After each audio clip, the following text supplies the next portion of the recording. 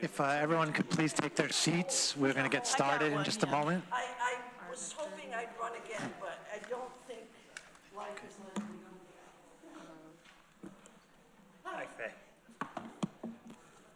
Oh, these are old. We're about to start. Rich, are you going to mention Sears Street today? Yeah. Very good. Yeah. That was fun. I just walked over there. It's up. It's got the roof on. Yeah. Okay, welcome everybody to the December 3rd, 2024 meeting of the Tompkins County Legislature. Please join me for the Pledge of Allegiance. I pledge allegiance to the flag of the United States of America and to the republic for which it stands, one nation, under God, indivisible, with liberty and justice for all. Can we have the roll call of members, please?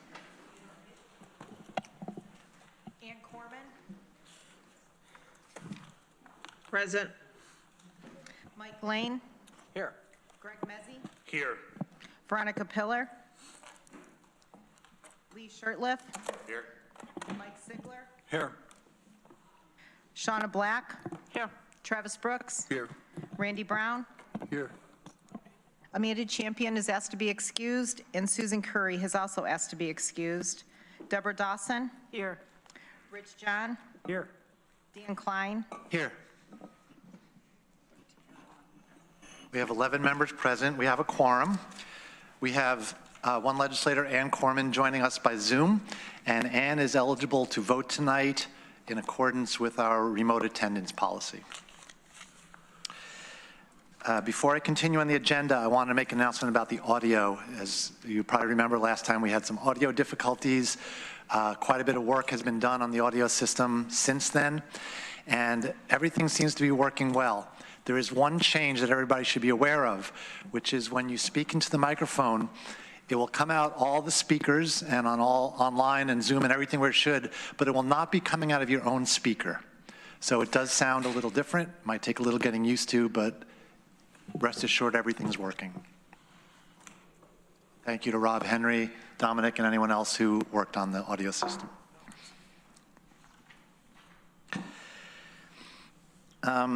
We do not have any executive sessions planned for tonight, and I have several requests to reorder business with your permission. So first of all, I would like to move up Resolution Q, and I would also like to move up Resolutions O and P. Is that acceptable to the body? Okay, thank you. I also wish to make one other change, which is before privilege of the floor. We have a county employee with us. We have the Tompkins County District Attorney, Matt Van Houten, and he is asked to speak, and I believe it's good to have him go on before privilege of the public privilege of the floor, because I believe he's going to address some of the things that some of the speakers are here to talk about. So is that acceptable to the legislators to move Matt Van Houten up? Yes. Okay, thank you. Matt, if you could come on up, you can come up to any open microphone you'd like. This one work? Yes. Great, thanks. So I'm Matt Van Houten. I'm the district attorney. I wanted to come tonight to address the legislature and the people who came to give public comment tonight, specifically about the situation in Caroline with Robert Whitaker and Amanda David. And I'm here to personally address that because that case and the prosecution of the hate-based crimes that he has committed is very important to me. So I want to just give an explanation of what happened and take accountability for what happened in last week. As most people know, Mr. Whitaker was sentenced to 364 days in jail for some of the crimes that he committed in Caroline Town Court. He appealed that, and there's an appeal in process, and last week one of the county court judges granted him bail during the appeal. That is something that is not uncommon with a misdemeanor charge where someone gets a sentence of a year or less. When they file an appeal with the higher court, sometimes the court will issue bail. And that's what happened. The county court granted him bail, and he posted it last week. This case is very important to me. I assigned one of the best prosecutors in my office to handle it. She is one of the deputy DAs in my office, Veronica Fox.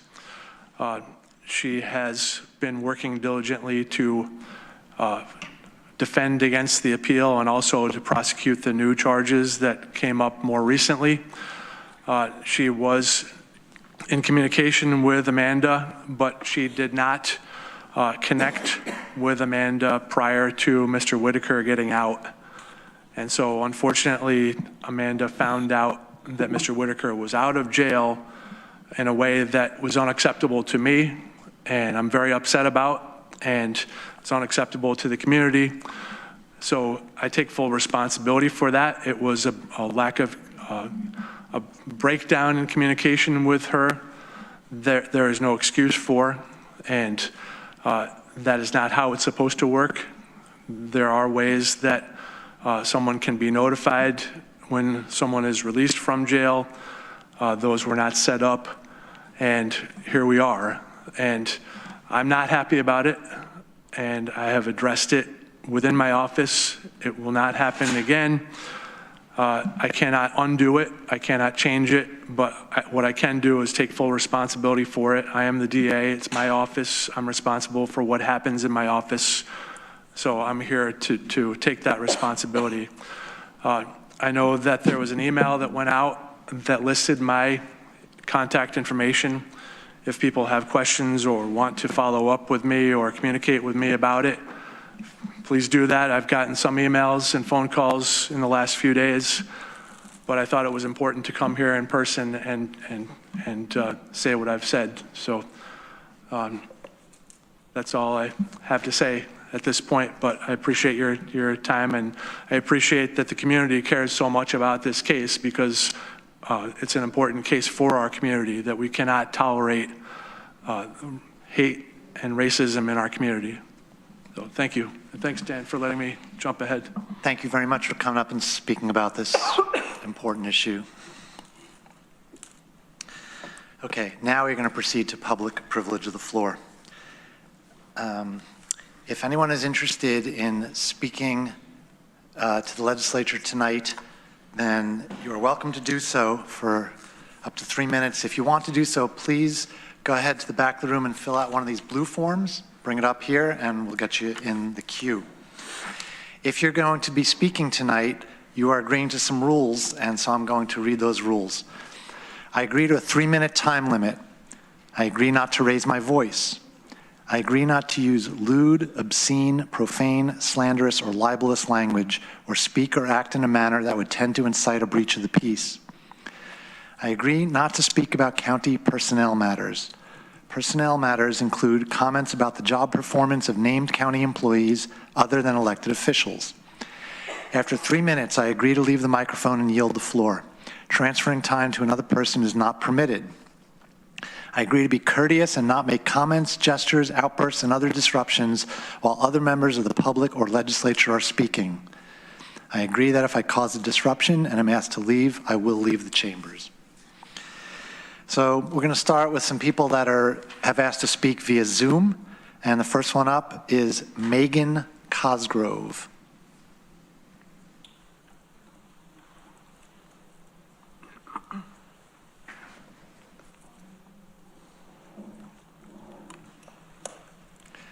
Megan, are you there? Hi, can you hear me? Yes, we can. Go ahead, you're on. Okay, great, thank you. I was not expecting to be first, and I have some distractions behind me, but I'm appreciating the moment to get to speak, especially right after Mr.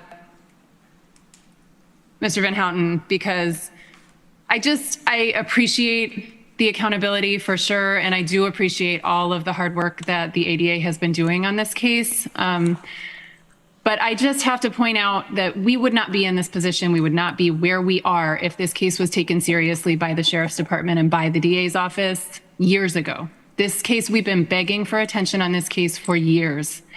And until the DA it was pointed out that maybe if everyone's hands are tied, we should take it to the press. suddenly an investigator was sent out after years of harassment and pleading for help by Amanda, by a lot of the folks that support her. I'm a longtime friend of Amanda's. I live in Tompkins County. I forgot to say that at the beginning, but I just really hope that this getting to the point that it's at, and all of the, the apologies and the bad feelings we have about how did it get to this point? Why is it so bad? This is not an isolated incident. There are other folks in Tompkins County dealing with racial harassment, especially in the rural areas, not feeling safe in their homes. And they also should be given attention, care, should be believed, should be supported, should be protected by the Sheriff's Department and the legal system in this county. And that is not happening. I just want to be really, really clear. Like, that has not been happening, and we need to do better, and we need to put pressure and attention on this situation, but also on the wider community and how this keeps happening. So I guess I'm going to yield the rest of my time, because I'm also, today's been an incredibly hard day this week with everything that Amanda and her family are going through. And I think a lot of emotions are high. I hope other folks will speak to the other details of the case. But yeah, thank you for hearing me and for doing better going forward. Next up is Kathy Russell.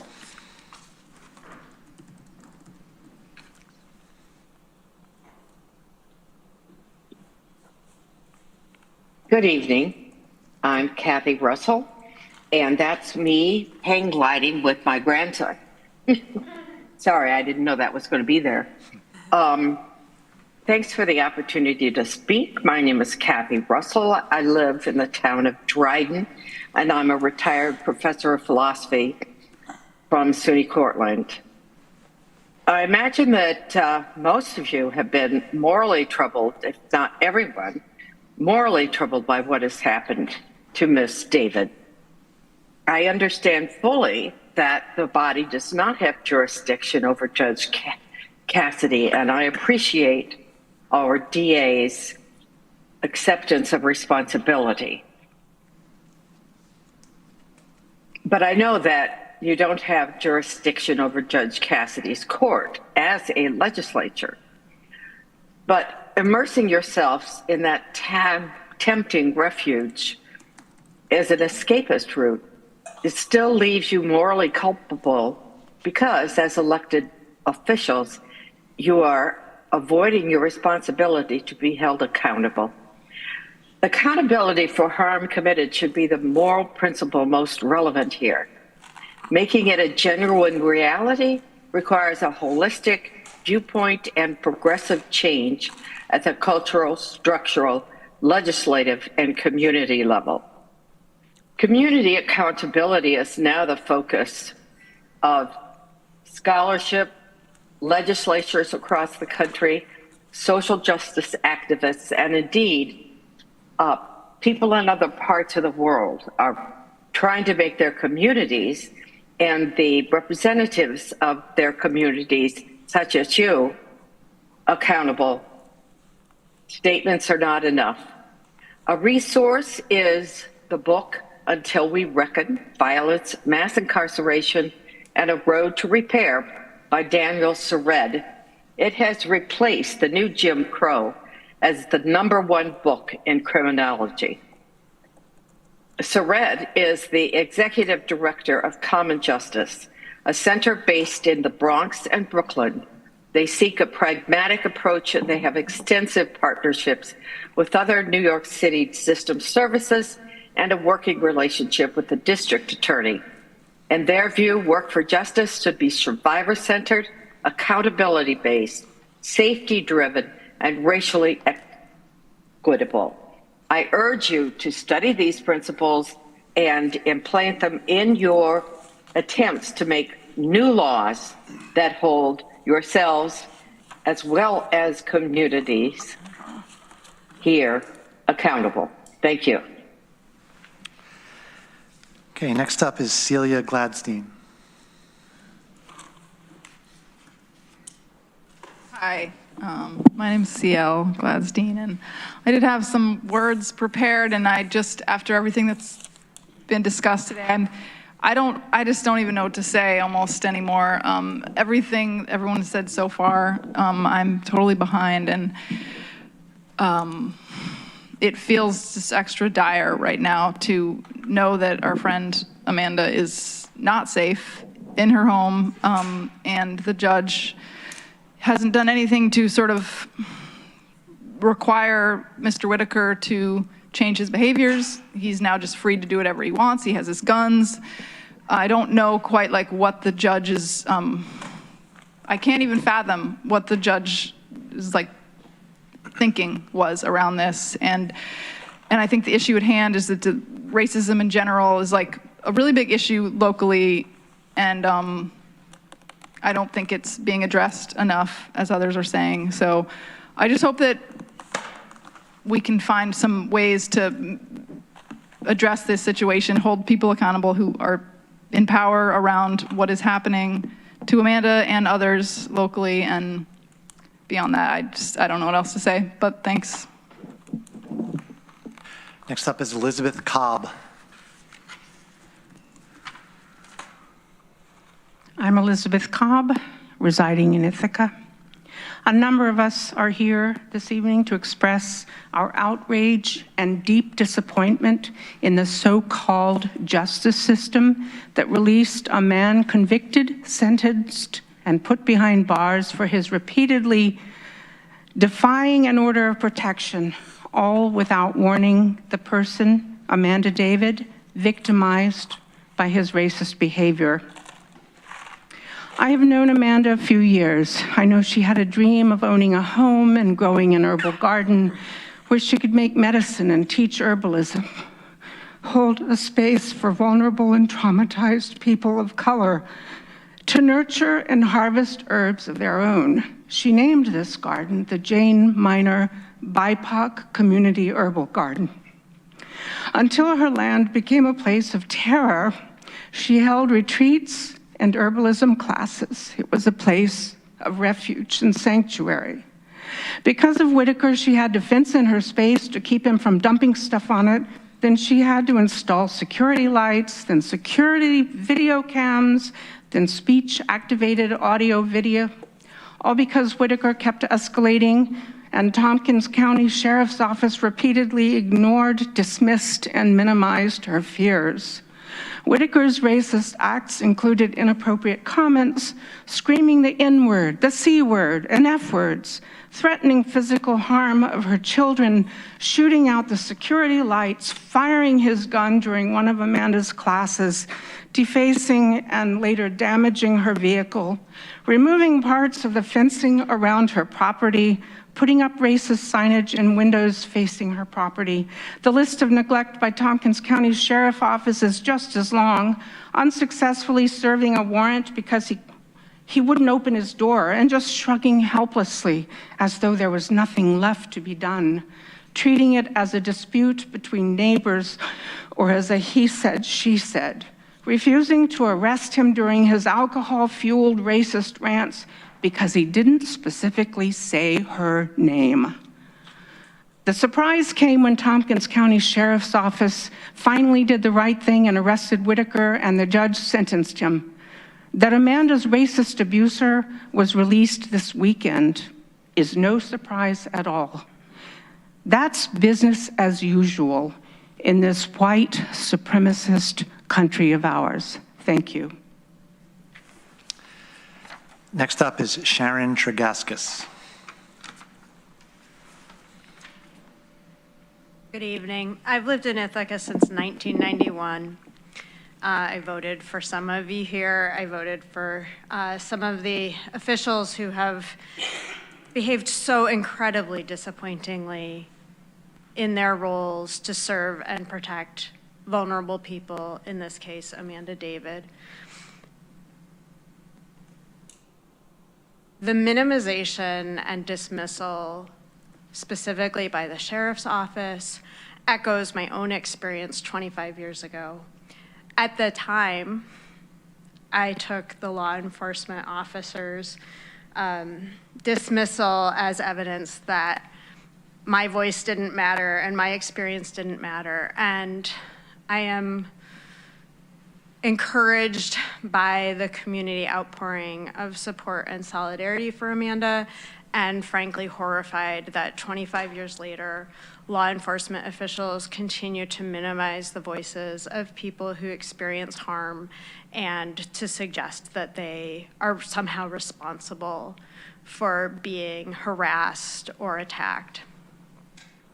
I understand that the legislature isn't personally responsible for the sheriff or the district attorney's office or the court system.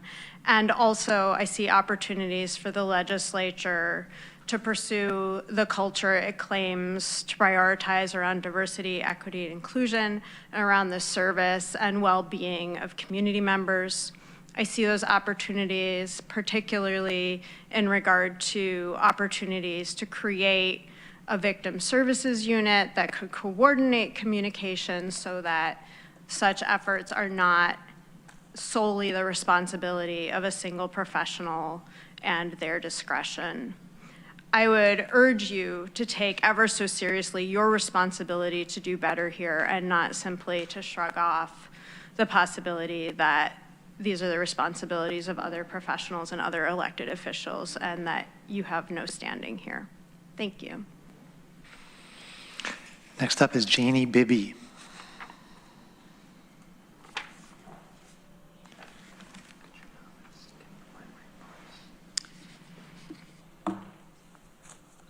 My appointment as the Tompkins County Poet Laureate ends on December 31st.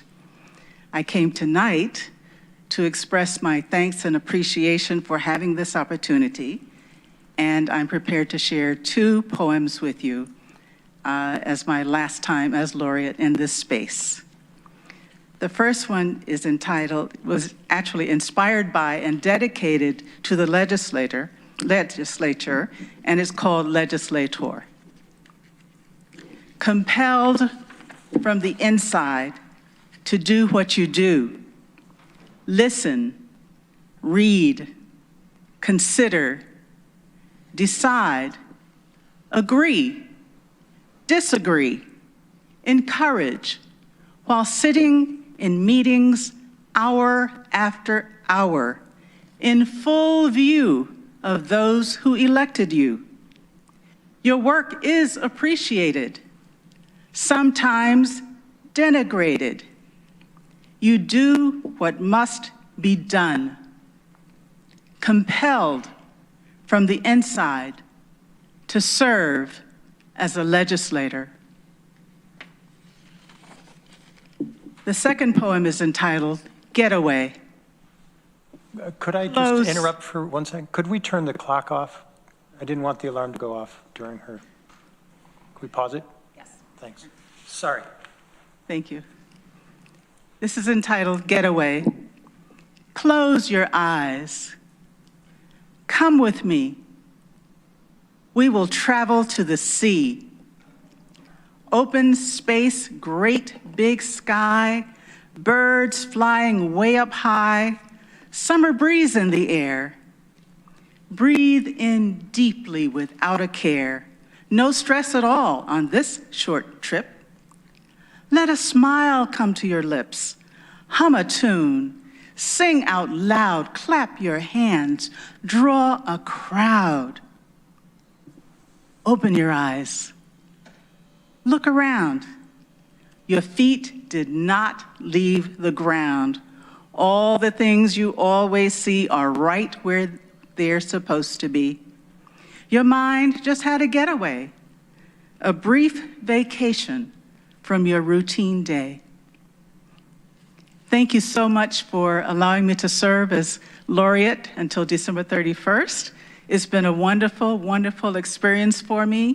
I've met a lot of people, and I will cherish this 2 years of my life forever. Thank you.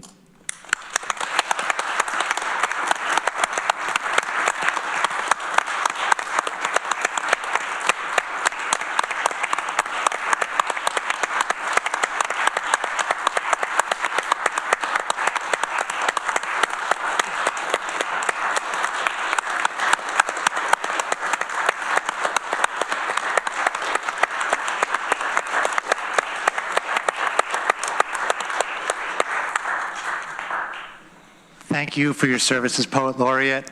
Thank you for writing a legislator poem. Would you be willing to send that to us?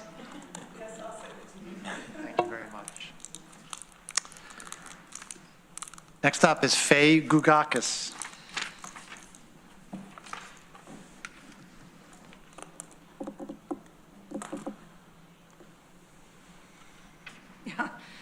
That was beautiful. That was beautiful. Good evening, everyone. I wanted to start by saying I have a box of these, and when I ran for council, I think it was 96, 97, which I was working with someone who knew graphic design on this brochure, and we forgot the date.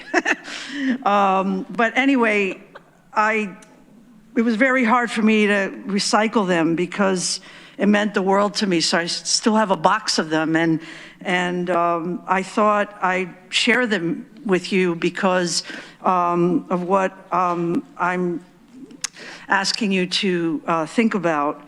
I wanted to also thank the court secretaries, clerks. They were extremely kind to me last week. We sat down and they did stenography and sent you the email, and you have very wonderful staff, and thank you. So I feel bad coming after this beautiful poems because what I have to say is depressing. So I don't know how long I've been a member of Green Star. I know I've been shopping there for 35 years. I think official membership, maybe 20 years. I have a natural loud voice, which I have accountability for it. But people through the years have used that against me with great despair because I've been accused of things I never have done. And I'm very accountable of what I've done, including what was sent to you. I take accountability for my actions after the Green Star manager told me I was banned for a year for yelling at their staff, which I never did. So this is like the 5th or 4th time I've been banned by Green Star. I've been trying to get a lawyer. I can't get a lawyer to represent me in Ithaca. I feel harassed by them. I feel discriminated by them, and that's why I'm giving you this pamphlet, because I love my community. I wake up every day trying to be a good person. I go to Green Star, I go to Oasis, I ask people, how is your day? You know, I mean, not everybody, but I mean, I care and I want to be a good customer. But there are certain people that work there that I don't know what their problem is, but they accuse me of things I haven't done. So now I'm banned from all 3 stores right before the holidays, right when the weather is bad, and I depend on Oasis in the winter. I mean, there's no mercy. There's no humanity in it. I don't understand. See how my voice just went up? I don't understand the cruelty of it. And I'm trying to make this public. I'm not on Facebook. I'm hoping something will be in the paper at some point. But I can't live with a ban of these stores for a year. I can't be punished like this. I never yelled at anybody. And I called somebody to see if my vest was left there. I wasn't even there in person. So I beg you all. Wrapping up your remarks, please. Yeah, I just beg you all, I'm just trying to reach out to everybody because we're supposed to be a co-op and care. I don't feel that they're caring about me. And they're, I'm sorry, I don't have enough time, but if you want to get in touch with me, please do. I just need help because I don't know how this is going to be turned around. Thank you. Happy holidays. Next up is Zach Wynn.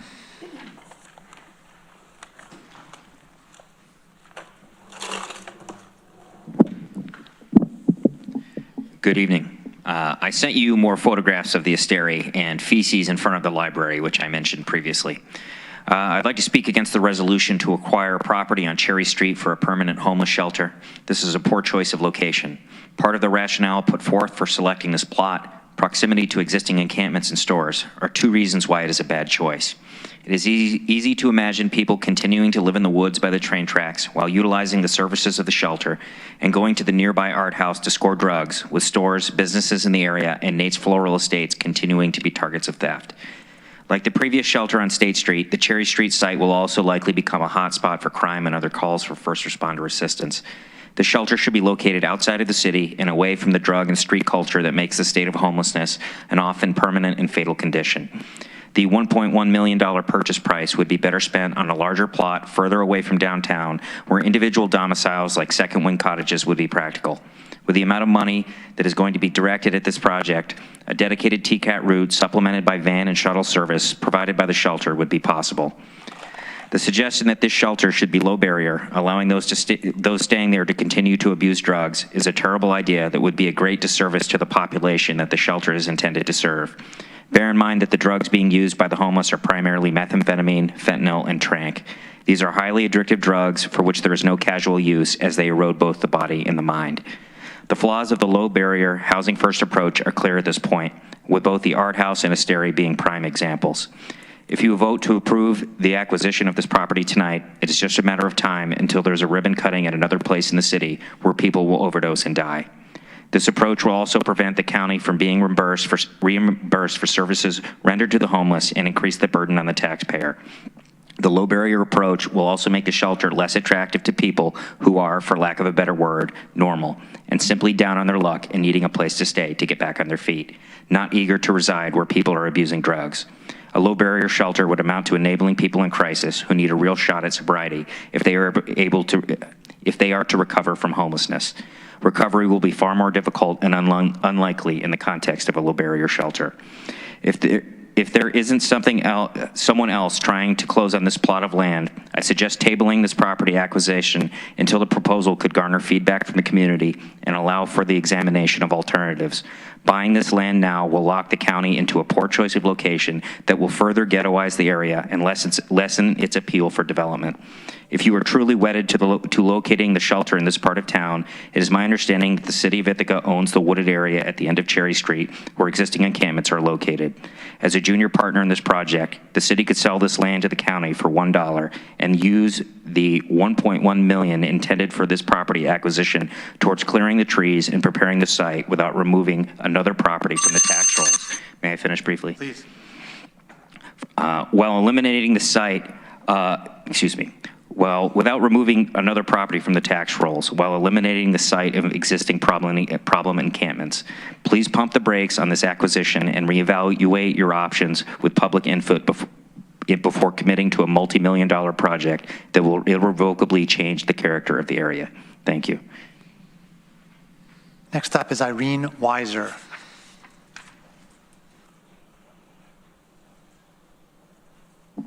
Thanks, and hi everyone. I think probably most of you know me. If you don't, Irene Weiser, town of Caroline, where I served as a town board member for 9 years.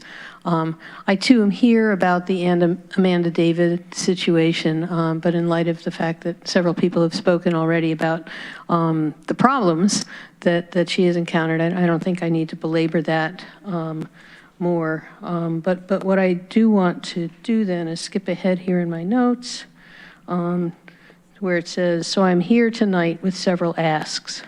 First, that you ensure that the Sheriff's Department immediately resumes patrols by Amanda's house to help ensure her safety.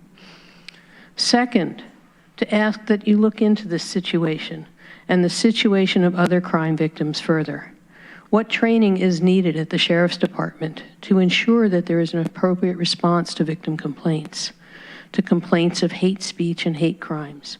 What evidence is there of race, gender, LGBTQ bias in their responses? Third, I ask, how has the DA's office responded to these sorts of complaints? What training is needed there?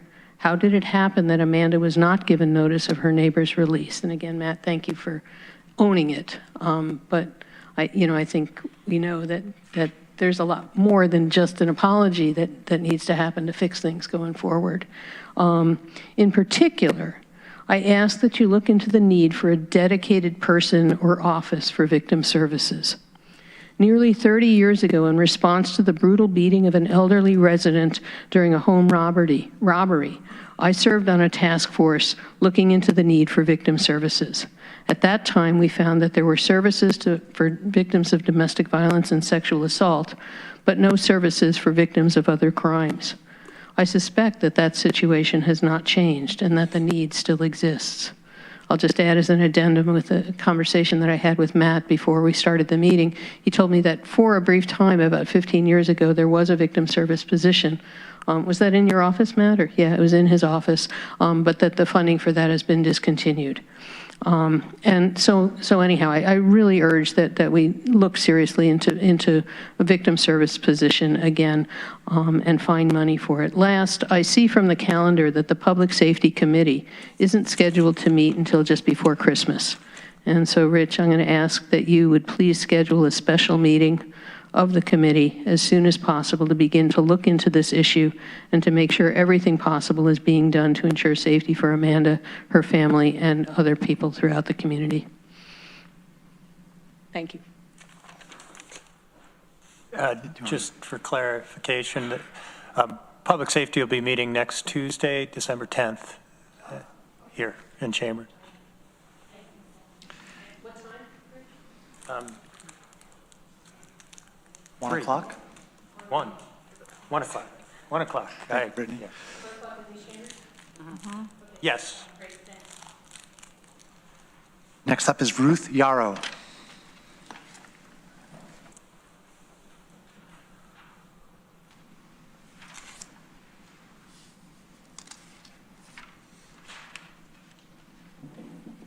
Good evening. I come to you as a commissioner on the Human Rights Commission.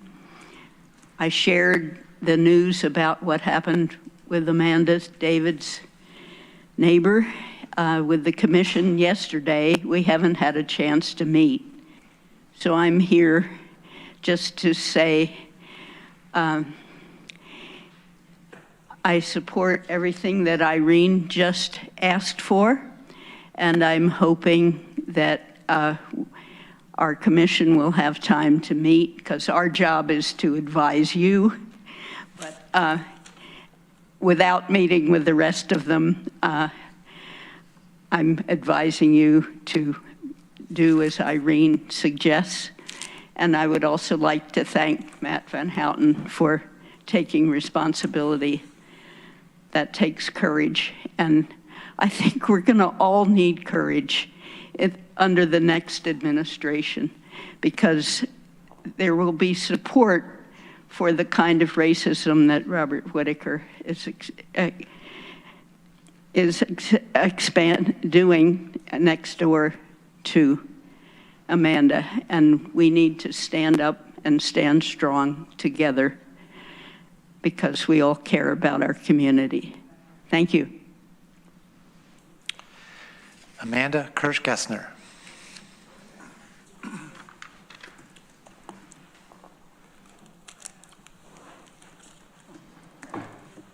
You're coming back.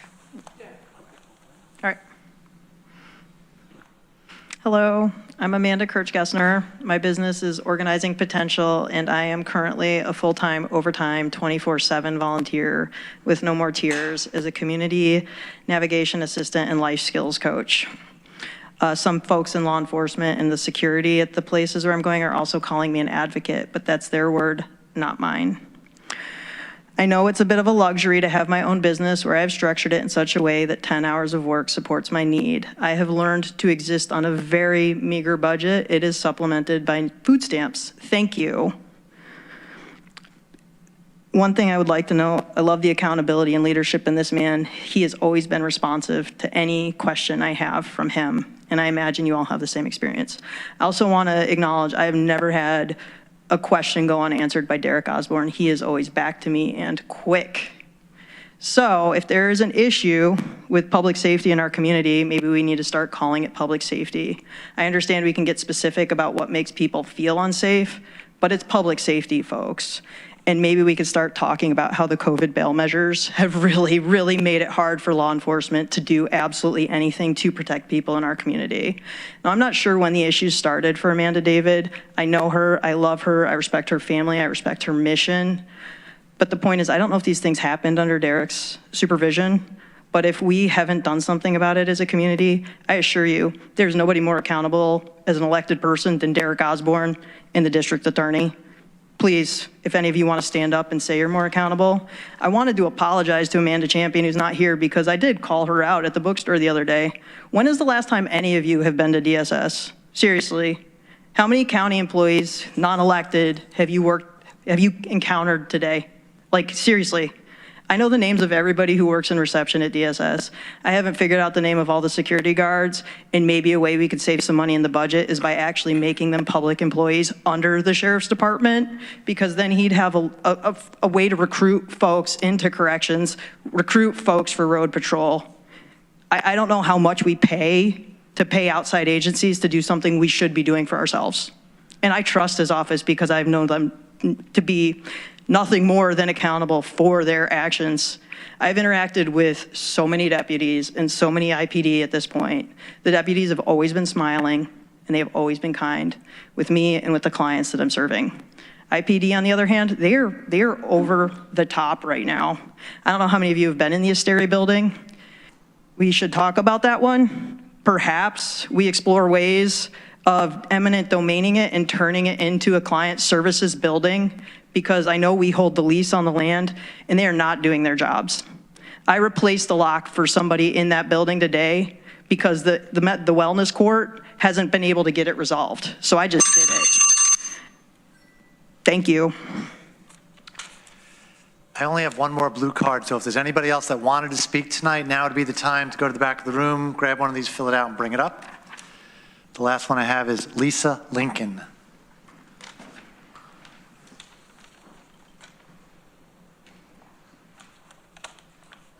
Hi. I come to you today just as a citizen of this area, resident of this area. And I'm talking about, here to talk about what's happened with Amanda, who I know, and with Whitaker, who I saw sentenced in court by a different judge than who granted him parole, I believe. And I'm wondering, I know that the Judge Cassidy comes up for election, I think, in 2026. And I'm wondering how someone can be granted parole, and this isn't for the legislature to act on, but just to think about, if they've violated an order of protection 3 times, and that's what he was sentenced on. And so I just want to leave you with that in terms of thinking about how maybe the judge wasn't really doing his job when he granted parole, and maybe seconding all of everything that Irene said about actually making sure that Amanda stays safe in what is now a really untenable situation for her and her family. Thank you. Thank you to all our speakers. Next up is municipal official privilege of the floor. I see that we have 2 members of Ithaca Common Council here tonight, Patrick Keel, Pierre St. Perez. Grab any open microphone you want, and the floor is yours.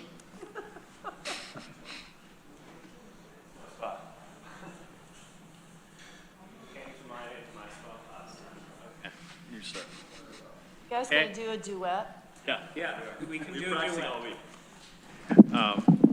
You're gonna sing the baritone, right? Yeah. Okay, good. All right, so as always, good to see you guys. Honestly,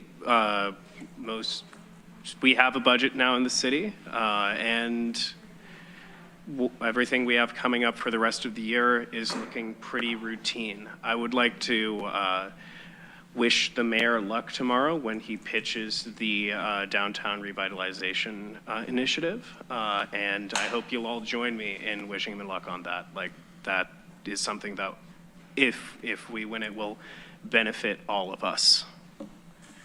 Patrick, you got anything? I don't have any more city thoughts. I did want to say one thing on the proposed shelter. I spoke last time at the county legislature about how we have an opportunity to be on the front line of the future of homelessness and drug addiction response in our county. We have a lot going for us here, and I also think I agree with a lot of the sentiment that Mr. Nguyen proposed tonight in terms of, from what I have read, the literature suggests that transitional housing is really what we should be moving into as communities across this country. And I think that, co-locating 100 beds of emergency shelter in one place in the city is not maybe the most effective way that we could be moving forward as a county. I also recognize that you guys have had many more discussions about this than we have at this city.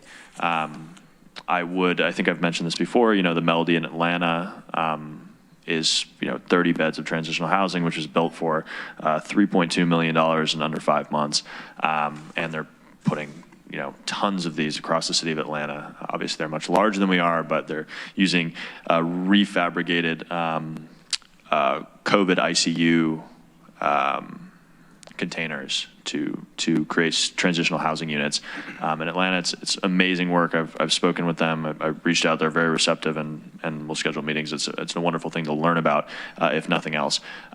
So I'm looking forward to watching the discussion tonight, and I'm also looking forward to us making progress as a community, regardless of the direction we go in. So thank you all for your time this evening, and looking forward to it. Do we have any questions for Patrick or Pierre? Mike Sigler. Yeah, I just have two questions. When and where is the downtown revitalization announcement? So that's not the announcement? Well, the thing you were talking about with the mayor. Yes, so the mayor is going to be pitching it to, let me check my notes. The Regional Economic Development Council in Binghamton tomorrow. Thank you, yes. I do not remember the exact time off the top of my head right now. I'm just have my fingers crossed. Okay.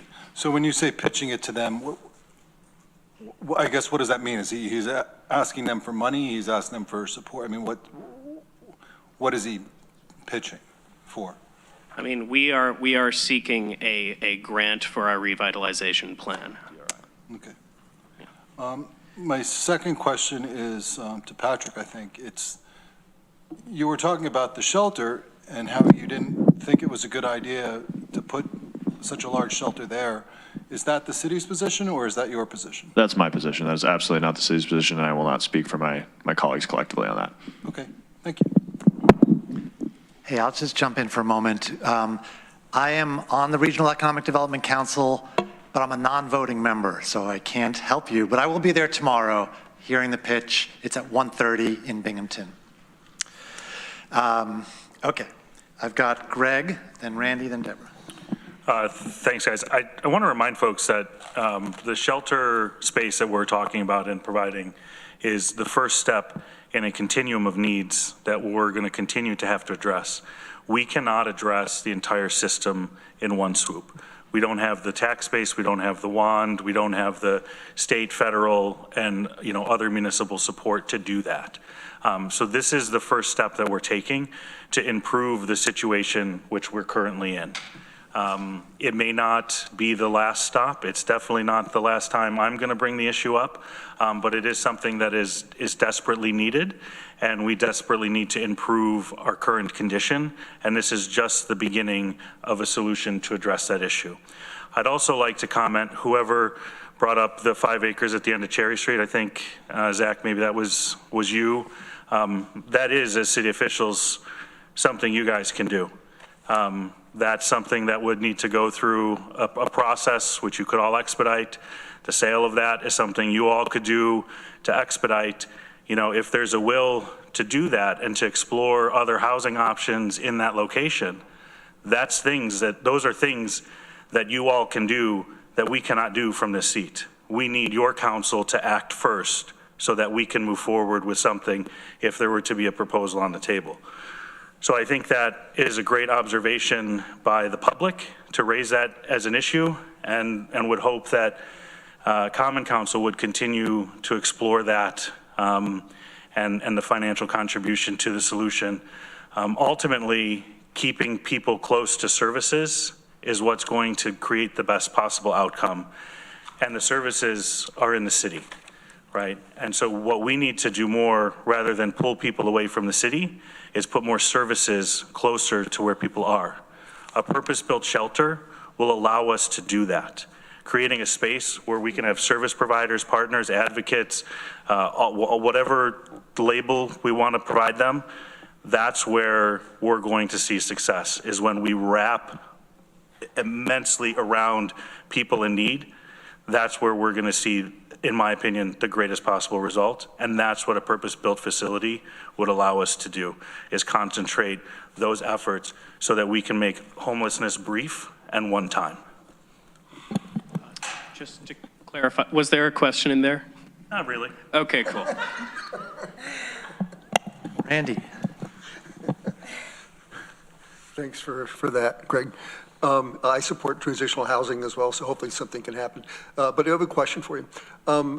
The snow's coming, and last year there were issues, especially around intersections where snow wasn't plowed. So if you're a person in a wheelchair or somebody who's older, struggling to walk, last year it was really bad. So I'm curious what the policy is. So if the sidewalk, for example, in front of the courthouse, the county's in charge of that, cleaning that sidewalk, is that correct? Okay, so those intersections, and a good one would be on Seneca and Tioga, was really bad last year. If you were in a wheelchair, there's no way you're going to get through there. That spot, whose responsibility is that, and how do you police it? Why don't you dive in? Yeah, well, I'm absolutely, first I'll state that I'll speak to the best of my knowledge on the city's policies, and I'll also make sure that I follow up with our superintendent of public works and clarify and make sure that I'm correct on the things that I'm speaking on tonight. To the best of my knowledge, the policy is that we clear curb cuts. So, property owners are responsible for the sidewalk in front of their building, and then after a certain amount of time, the city clears that and then charges the property owner for what that would cost, as well as an associated fee. And then the city is responsible for curb cuts that are not part of a property owner's responsibility, but are on the city, just as clearing a street would be. This has been an ongoing issue that we've been discussing with staff at the city.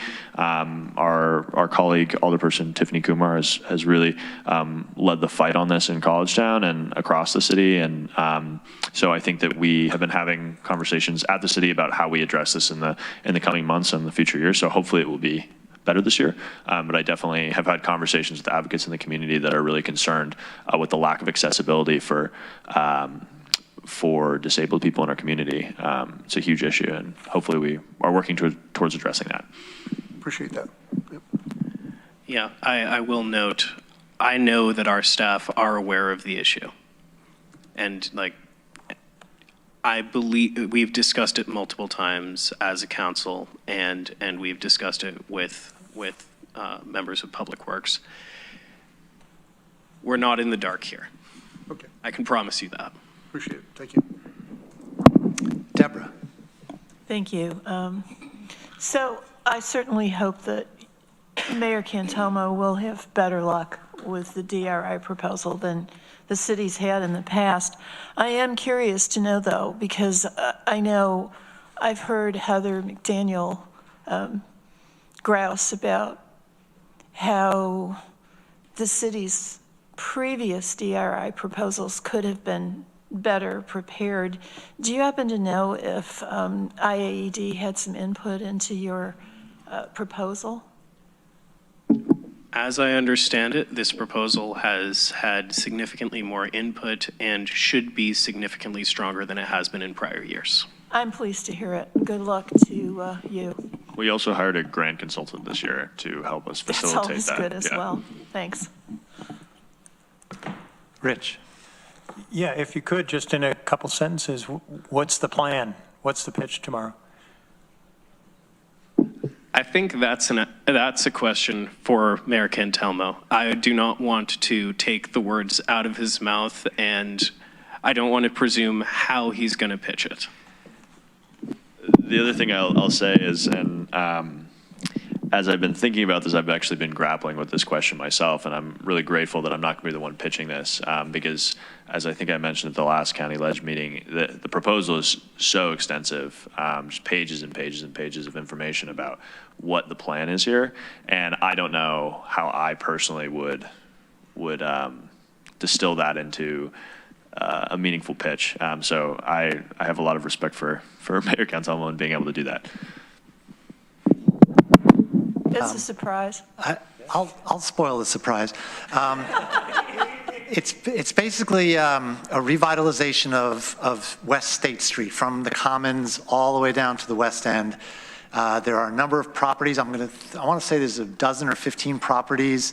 Some of them are businesses that we're looking for some mostly physical renovation type work to allow them to progress further. There's some not-for-profits involved. The State Theater is one of the properties. And that's it in a nutshell. And it's a really, I was very impressed with what they're trying to do. And I think one of the reasons they believe that they have a better pitch this year is because it targets a lower income part of town as compared to some of the past pitches. And I think the thing I'd add there is that one of my hesitancies into jumping into, a quick pitch is, like, as I've learned more about this proposal, you can take a subsection of this proposal and talk about it for 2 hours, about like how there's a partnership between the city and a nonprofit organization who are incorporating low-income housing and childcare into one location and using an underutilized lot to do so. And that's the amazing thing for me. It's that, that is one example among many that this proposal incorporates. And I don't know how you can, I'm sure that Mayor Cantomo will do it justice, and I don't know how you can do it in a short and meaningful amount of time. But I'm looking forward to it, and I'm wishing him luck. Okay. Anything else for our city friends? Thank you very much for coming. I don't think there are any other municipal officials in the room. Is that correct? Going once, going twice. All right. We are next up to legislator privilege of the floor. Mike Lane. Well, we're certainly glad to hear about the initiative the city is taking to apply again for the DRI, $10 million. One of the problems with Tompkins County is we just don't fit in well with the various regions. And they don't really want us because we skew the unemployment and other figures, poverty figures, and we've ended up with Southern Tier. And I think we should be with Central New York, but we aren't. But we were the Southern Tier. And a lot of communities in the Southern Tier have needed the incentive of the state's $10 million each year, probably more than the city of Ithaca. Not that the city isn't very much deserving, and I'm glad they've reworked their application. But I want to point out also that we have other communities in the county, Dryden, for example, that's not trying for the 10 million, but trying for the $4.5 million, and for the third time. We were very, very pleased last year when Groton was awarded it. And that was the first time Tompkins County had received any of these competition awards. Even though the city of Ithaca had tried, I don't know how many times, several times, it always had been not selected. Not, as I said, not because maybe it didn't deserve it, but because we're probably, they thought that Hornell or someplace else maybe deserved it a little more. Well, that's one of the problems with the competition that Governor Cuomo set up. When I was in Dan's chair and sitting down at the Southern Tier East Board and listening to some of these proposals, it just seemed to me that there was a lot of need and not very much money going out, and rather it was being treated as a prize. It shouldn't be a prize. It's our money from the state, and people should be treated, and communities should be treated more equally, in my view. this competition is nice, and, you know, maybe maybe your consultant's better than our consultant or something like that, or you've got a better speaker or presentation. I remember having a presentation for one of these. Of course, the public officials never got to vote on the projects, but where we had these masks to have the presentation, and I ended up getting pretty dizzy watching the presentation. But it's an interesting process. I wish the city a lot of luck. I hope it gets it. It deserves it. And I hope the village of Dryden gets its. Veronica. Mike, your description's making me think of the movie Mad Max Fury Road, where what's-his-face, Immortan Joe is presiding over a citadel and offering water only sparingly to the people below who have to compete for it instead of some other type of situation. That's not what I wanted to talk about. I got two things. I want to thank everyone who came to speak tonight about all the issues, and in commenting in particular on the situation with Bob Whitaker and Amanda David, I understand it is appreciated that we, the legislature, are not in the best position to respond specifically to that, at least with our legislator hats on. But I guess want to make sure that some of the points weren't lost of that we can respond to the overall problem of racist harassment and minimization of such in the longer term as a legislature. And in the context of Megan Cosgrove's point that there are so many situations like this one, probably none of the details are the same, but there's lots of people in this county who, you know, for many reasons,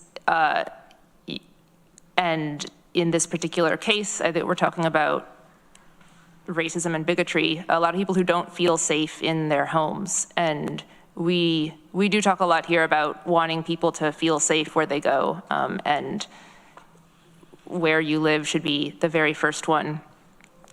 I also appreciated what Sharon Tregaskis said about, she mentioned the phrase minimization and dismissal that she'd gotten from some government folks way back when, surely not us. However, I know, and I include myself in this, that a pattern that I saw before I got on the legislature was a lot of people, someone brings an issue to a government entity or like a rep, and the first response is, oh, well, like, we can't do anything about that, or that's not our jurisdiction, we don't do this. And while that may be true, I think it usually is minimizing and dismissing, and it can go a long way to start with, like, I hear you, thanks for telling me, and in parallel say, here's the legal and procedural bounds of what we can do around this, and also we recognize we have a lot of power in general, and there are maybe other ways to change our community, change our culture to improve the situation. I'd be interested in learning more about, for instance, what a victim services unit is. Couldn't possibly say whether we should have one with no information right now, but I'd like to learn. The other thing I wanted to say, which is just coincidentally kind of related, is that December is Universal Human Rights Month, and Human Rights Day is coming up a week from today, when we don't have a meeting, so I'll say it now. This commemorates the anniversary of 1948, when the United Nations General Assembly adopted the Universal Declaration of Human Rights, which I never learned about till I was an adult, though it seems like it should be a fundamental document. I was gonna read it out loud here, and then I saw that it would take like 11 minutes to read, so I'm not gonna do that, but I will read a very abbreviated version that just says the main idea in each article. The abbreviated rights listed, which the United Nations have said should be just universal, no exceptions.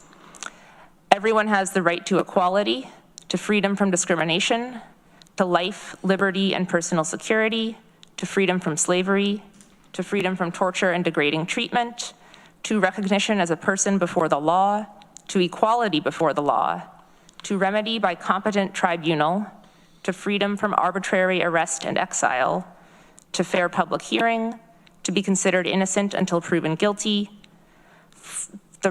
to freedom from interference with privacy, family, home, and correspondence, to free movement in and out of the country, to asylum in other countries from persecution, to a nationality and the freedom to change it, to marriage and family, to own property, to freedom of belief and religion, to freedom of opinion and information, to peaceful assembly and association, to participate in government and in free elections, to social security, to desirable work and to join trade unions, to rest and leisure, to adequate living standard, to education, to participate in the cultural life of community, to a social order that articulates this document, to community duties essential to free and full development, and to freedom from state or personal interference in the above rights. The declaration is just a declaration, doesn't come with any enforcement powers. There are 14 associated treaties and optional protocols that various countries have signed on to that kind of opt into some enforcement. We live in a country that has signed on to 5 of the 14, which is not that many. So independent attention to the declaration, I think, is warranted. Thanks for listening. Anne. Thank you. I won't repeat, but I echo my colleagues' sentiments and ideas and things to look into regarding the harassment of Amanda David, her family, the people that she's worked with, and in her great programs there. So just want to say I'd be willing to help look into that more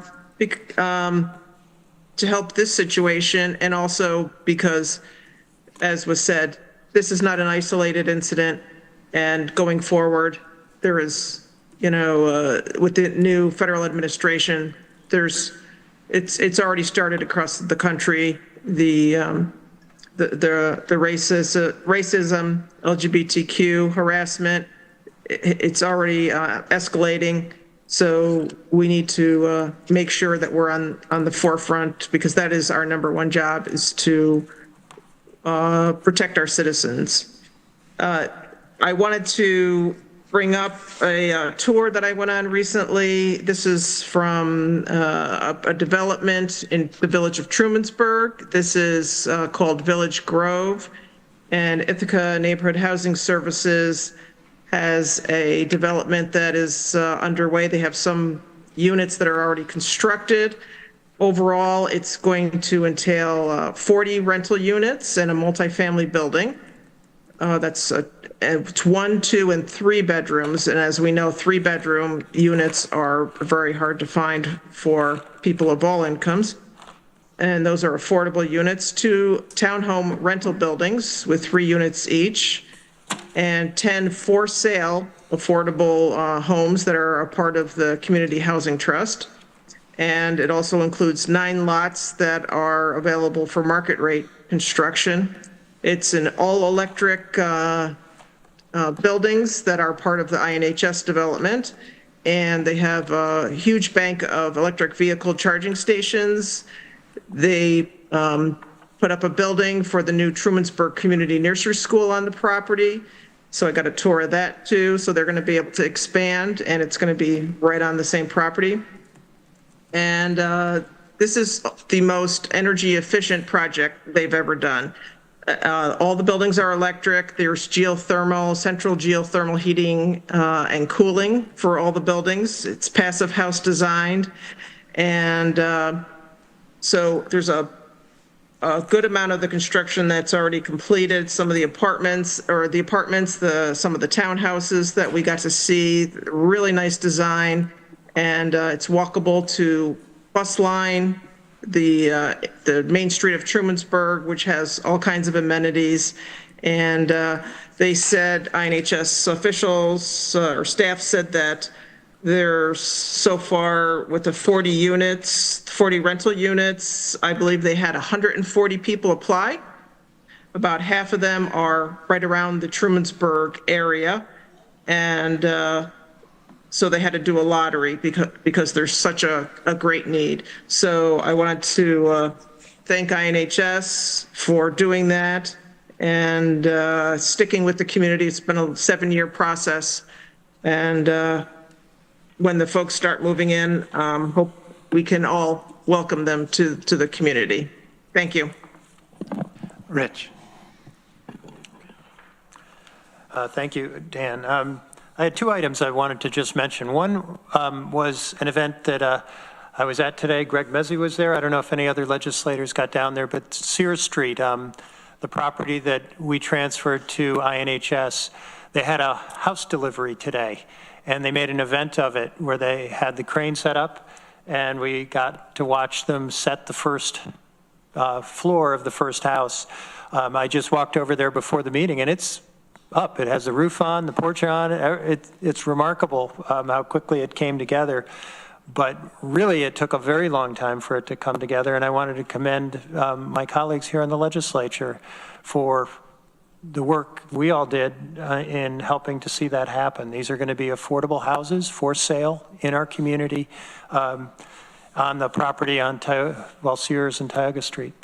So that was really fun. The other item I wanted to mention was last week I got to, I'm sorry, I'm losing it to holiday. The week before last, just after our last meeting, I got to the tail end of the College Initiative Upstate graduation ceremony. This is one of the best events I've gone to that the county helps fund. This is a program of OAR, and they attract people often who are justice involved and put them through a college prep course and help them get started in college and give them support going through. They recognized 11 young people who were going through the college prep portion, but they also recognized 4 former students who got their college degrees, and one person who got her certificate, I think it was her, as a nurse practitioner or a licensed practical nurse. It is a great program.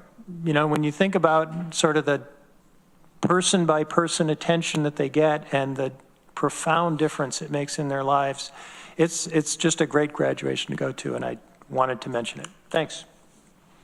Shauna. Thank you.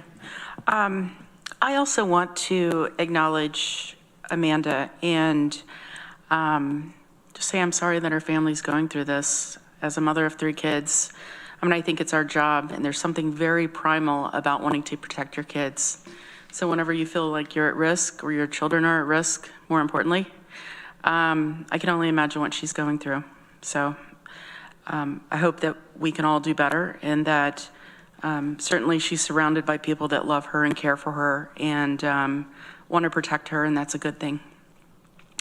I also went to the College Initiative and program last week, and there were some graduates. One had gone on to Stanford, one had graduated from Cornell, and then there was a gentleman who had served time locally in our jail and was graduating from Binghamton University and looking to go to law school. So I thought that was pretty cool. Any other legislative privilege of the floor? I'm going to take a turn. I have 2 things I wanted to talk about that I think just fit better under legislative privilege of the floor rather than chair's report. First one is that the West Danby Fire Department is having a scrap metal drive until December 11th. There is a dumpster located in the West Danby Fire Department parking lot located at 47 Sylvan Lane, just off Route 3496 in West Danby.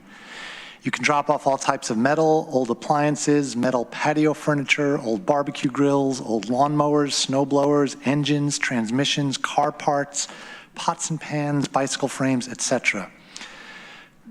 Please, no propane tanks, no refrigerators with Freon in them, and no wheel rims with the tires still on. This is a great way to recycle while also supporting our local volunteer firefighters, and it's not just limited to people that live in Danby. So there's a good time to recycle, clean out, and help the local firefighting community. And then I also wanted to talk a little bit about the crimes we've heard about tonight. Amanda David lives in my district. The crimes that happened took place in my district. I have reached out to her several times and spoken with her, and she told me some more details of the nightmare that she's living through that, I had not heard yet, that did not make it to the public reporting about it. I offered her my sympathy. I offered her my services. I offered her the services of the county legislature to the degree to which we can help. And I'm glad to hear some actual ideas tonight about what we might be able to work on. So I look forward to hearing more about those, to legislators fleshing those out, and to see if there's something that we can actually produce out of the nightmare that Amanda's experienced.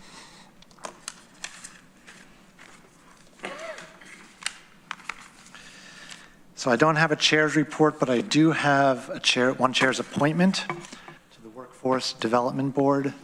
Caitlin Hattrick, business representative. Term expires June 30th, 2025.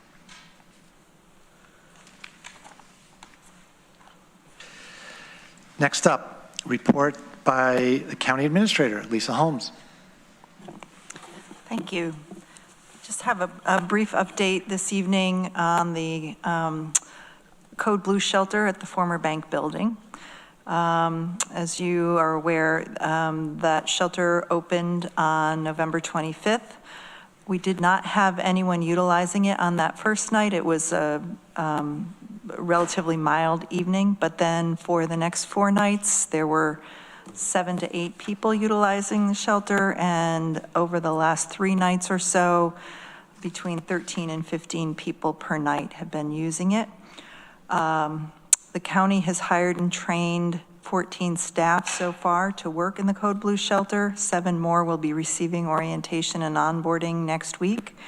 We have a contract with Allied Universal to provide security, and we've been receiving donations of food from faith partners as well as the Friendship Donations Network. So our thanks go out to those organizations. And next we will be interviewing, hiring, and onboarding additional staff for the THA sheltering programs through motels. Those are just some updates that I thought you'd be interested in hearing. I know Kit is also available if there are follow-up questions on any of that. Questions or comments for Lisa? Travis. Lisa, I just have one question. How did the numbers so far this year, the shelter utilization, compare to the same time as last year? Thank you. I checked in with Kit and DSS about that, and at the same time last year, per night, we were serving, in 2023, 35 people per night. In 2024, thus far, we're serving 38 people per night. That includes not just this shelter, but other sites that we're utilizing to house families and others who either haven't yet transitioned into the shelter or cannot be sheltered there. Thank you. Mike Lane. Interesting information. I just wondered, do we know or are we able to calculate how much it's costing us to operate the Code Blue shelter per day? We are capturing all of the costs and expenses, but I couldn't give you a per day figure, but. Including the salaries of the people we've had to hire and benefits and all that kind of thing. I'd be interested to know that if it's possible at some point. And it's perfectly fine that you don't know the answer to that, but I'm interested. Sure. Yeah, we're compiling all of that, of course, against the budget that we have from the state. And of course, because we're having to operate both Code Blue and the THA shelter directly, we realize that the costs have probably increased from when we were able to subcontract, but it will be important to know those costs when we go out and look at other potential contracts. Thank you. Greg, did you have your hand up? Yeah. To Mike Lane's point, Lisa, too, we're really, for Code Blue, we're sort of tracking expenses as it relates to the allocation that we receive from the state to essentially reimburse or cover the expenses there. And then we're also going to track to see where, if we exceed those in any way over and above the allocation. Sure. My question would also be to make sure that we're continuing to look at utilization and how, if utilization does drop in any way, how that might affect future allocations, if this becomes an anomaly year or we don't have as high participation in Code Blue or whatever the case may be, will that potentially impact future years where we may see another spike or, greater utilization? So I guess those are just some thoughts more than questions, and I hope things that we can continue to have a dialogue around as we go forward through the season. Yes. Rich. Yeah, maybe you've reported on this, but I recall, did we get our allocation, and what was it? We did. I believe it was 2.1 million. It was what we were expecting to receive. Okay, thank you. Mm-hmm. And roughly the same as last year, right? Yes. Okay. Mike Sigler. It was my understanding the food service there was going to be provided by Faith Partners, and we may have contracted with somebody for that. Is that the case? I believe that the Faith Partners have been doing it donation-based. We are working with FoodNet to provide some food for individuals utilizing the motels. Shauna. There was also a resolution passed today in the Board of Health that would approve any faith-based organizations to be able to cook on site, and they would waive the commercial cooking licensure to do that. The fee for that, not the need for a commercial kitchen. So cook on site where? In the churches that have commercial kitchens. Gotcha. Yeah. Any other questions or comments for Lisa? Okay, thank you. Mm-hmm. Next up is County Attorney Lori Josephson. Good evening. I do not have any specific items to report on and would be happy to answer any questions legislators may have now or offline. Questions or comments for the County Attorney? Okay, thank you. Next up on Zoom, Lori Scarrett, Director of Finance. Thank you. Good evening, everyone. Tonight I have the monthly sales tax report for October. And from the Comptroller's Office, they are reporting that for October, county and city sales tax collections outside of New York City had an increase of 0.4%, and 36 of 57 counties experienced a year-over-year increase. Tompkins County fared at a negative 0.71, or a decrease of 0.71%. The municipalities within Tompkins County saw a 2.25% decrease, and the city of Ithaca had an increase of 1.01%. We are currently trending at about 81.23% of budget, so still a hair under where we would like to be. And I'm happy to take any questions. Any questions for Lori? Thank you for the gloomy report. Okay, are there any resolutions to be added to or withdrawn from the agenda? Let's move on to the consent agenda. Consent agenda, resolutions and appointments to be voted on as a group unless any member of the legislature requests that a resolution or appointment be instead included separately and individually as part of the business of standing or special committees.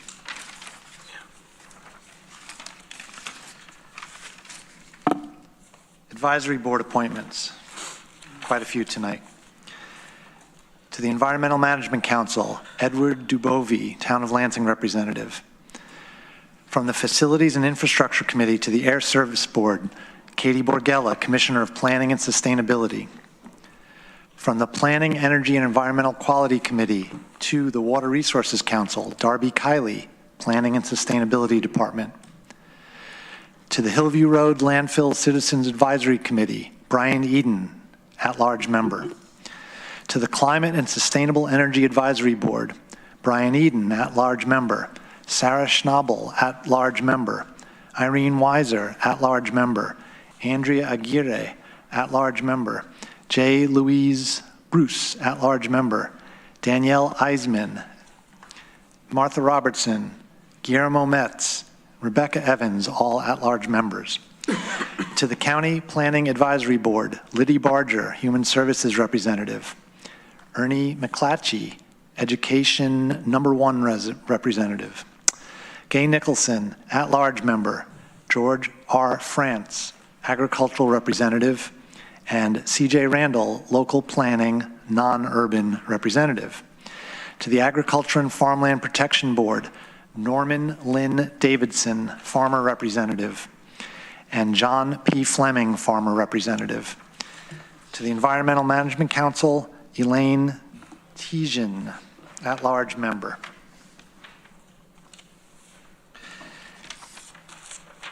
Resolution A, authorization for Finance Director to make year-end transfers, appropriations, and budget adjustments as required, ID number 12832.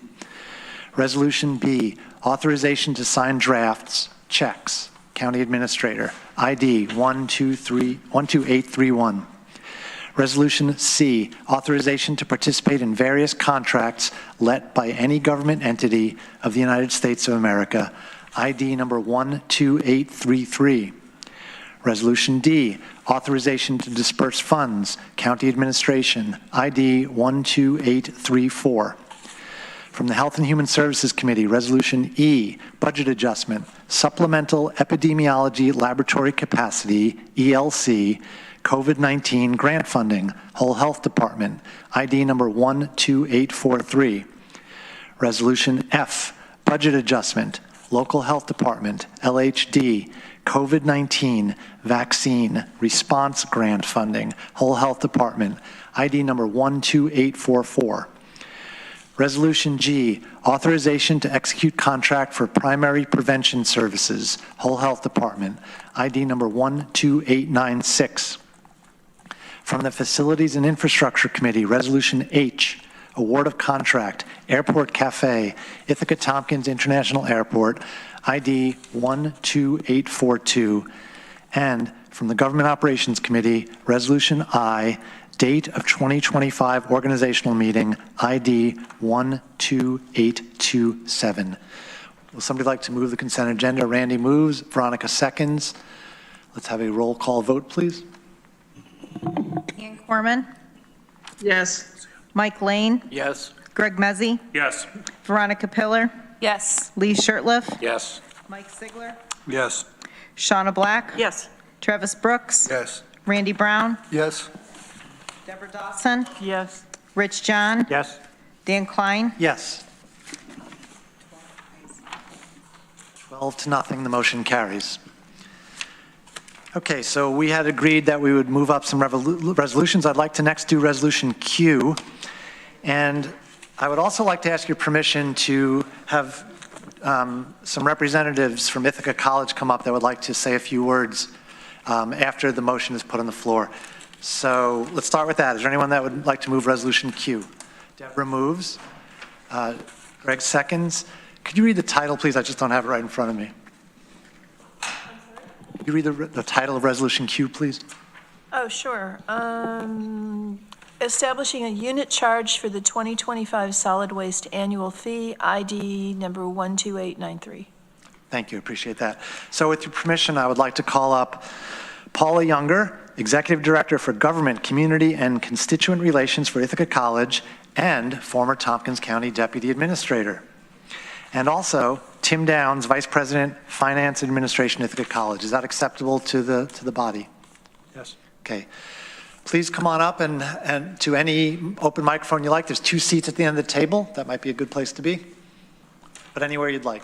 Dan, Greg, did you want to say something? Yes. Yeah, real quick. On packet page 49, I made the amendment in committee, and I neglected to catch on line 41 that it says 5 enrolled students and is conflicting with packet page 50, the chart where it says 4.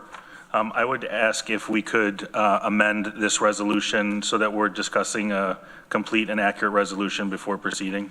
Thank you. My sense is that that would require a formal amendment. Do you agree with that? Okay, you're moving that as an amendment. Yes. Randy seconds. Discussion on the amendment to change line 41 from 5 to 4. Okay, can we have a, well, so are there any, is it a friendly amendment? Anybody object? Okay, then that is carried. Go ahead, Mike. I object. You object, okay. Then we'll have a vote on the amendment, unless there's any further discussion. Roll call vote, please. Ian Corman? Dan? Yes. Dan, I was trying to say Ann. something before the roll call. Sorry about that. So can I say something? Yes, please. On the amendment? Yes. So I would like to pause or to wait for the vote, and because because we have reps from Ithaca College here, that this is part of the changing of it. So I would like to hear from them first before we vote on that if possible. That is okay if that's the will of the group, but this is just correcting what I would almost call a manifest error.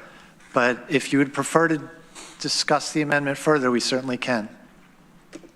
Which would we be discussing? We are discussing changing line 41 from the number 5 to the number 4 to make it consistent. Right, but if we had the debate without changing it, which would we be talking? That's why I think we should deal with it. We have to deal with the amendment. It's on the floor, so. If I may. Yes, Greg. What passed out of committee was 4 by a vote of 4-1. And so the reason I bring this up, I missed in my amendment that line because we were focused on package page 50. So I apologize for the mistake, but the intent coming to the legislature from committee was for 4. So the 5 is conflicting. So we are going to have to change something at some point. Veronica. Yeah, also in committee, I think it was very clear in the committee discussion that we were assuming that what we had done was change it from 5 students to 4. Nobody in the meeting, I guess, noticed this line 40, what's now line 41, and I think it is the thing that would have been manifest had someone noticed it before the meeting started.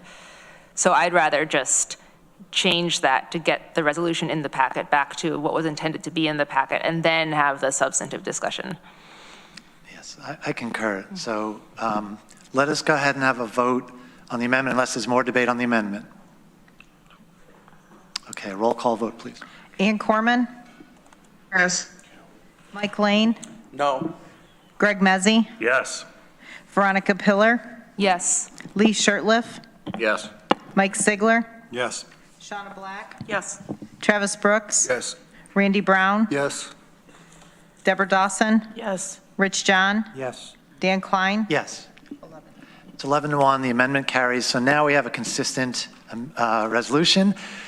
Thank you for your patience. Ithaca College representatives, you're on. Thank you. Good evening, everyone. First of all, it's a pleasure to be back and a pleasure to see so many faces that I recognize over the years.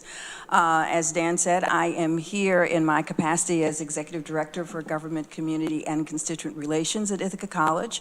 I had an opportunity to review the discussion that the committee had earlier on regarding this resolution, and recognized that approximately a year or so ago, there was a particular work group or task force or whatever that came together, and you in invited representatives, I think, from local higher ed, and Ithaca College was involved in that. We were able to provide, I think, some very helpful information that might lend to the actual approach that you are now taking in terms of these calculations. And we wanted to have the opportunity to kind of remind folks of where we were last year, and to maybe just get a clearer understanding of the unit change and how we might help to inform some of this before it goes to vote.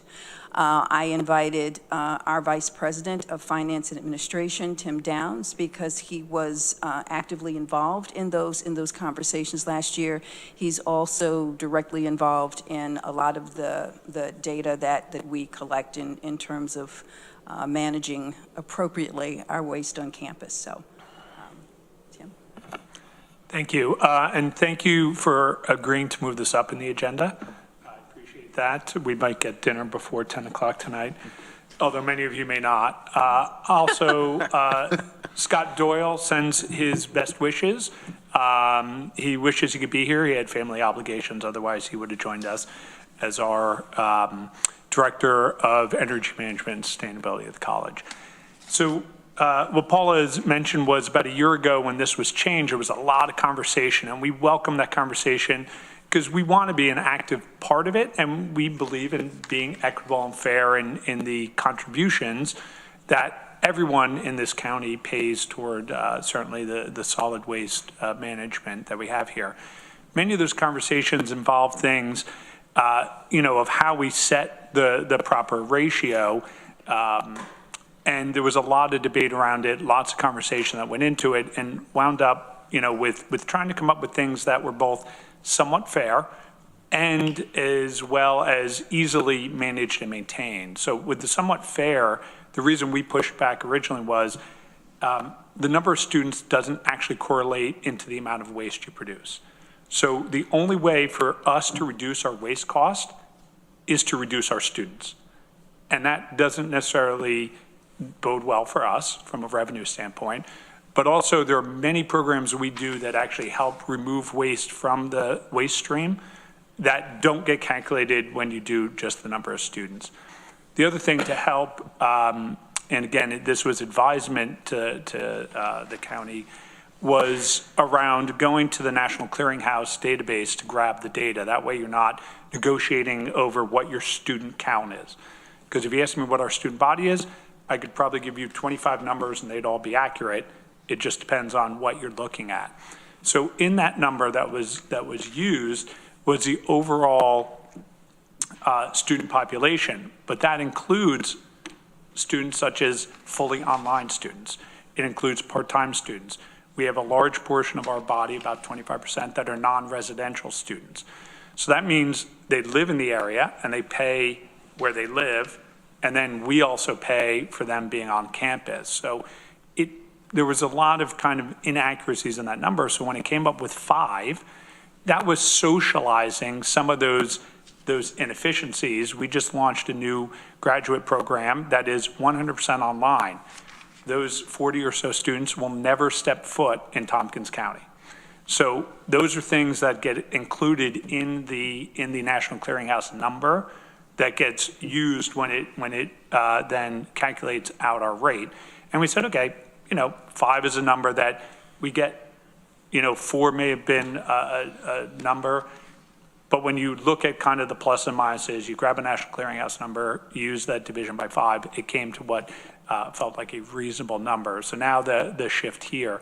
Part of why I'm delighted Paula tapped me on the shoulder was being part of the conversation, because this kind of came to us last minute. And we kind of scrambled last week when we had heard about it to say, oh my gosh, do we want to come here? Let's take a look at it and make a formal opinion.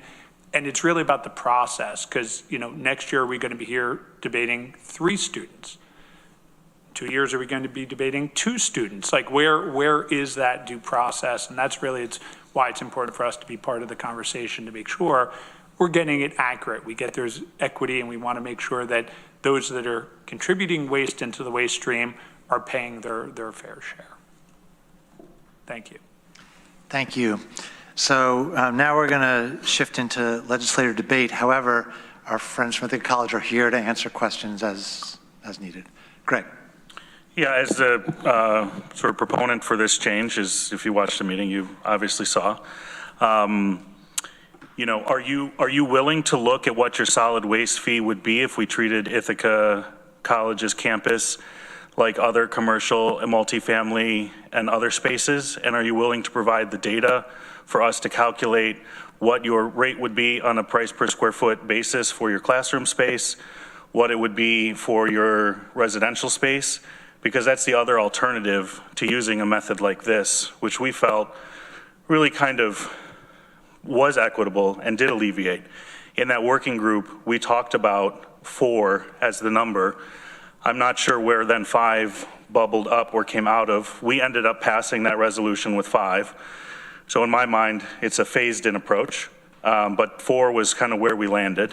I hear that there are things that the 4-year universities and colleges do to reduce their waste, but there are also things that our residents do to reduce their waste and impact on the waste stream, but they're not here having that same conversation because their solid waste fee is determined by this legislature, right? The due process is the time to engage with the committee, is the 3 minutes at privilege of the floor, it's recognition of the chair to participate in a discussion like this.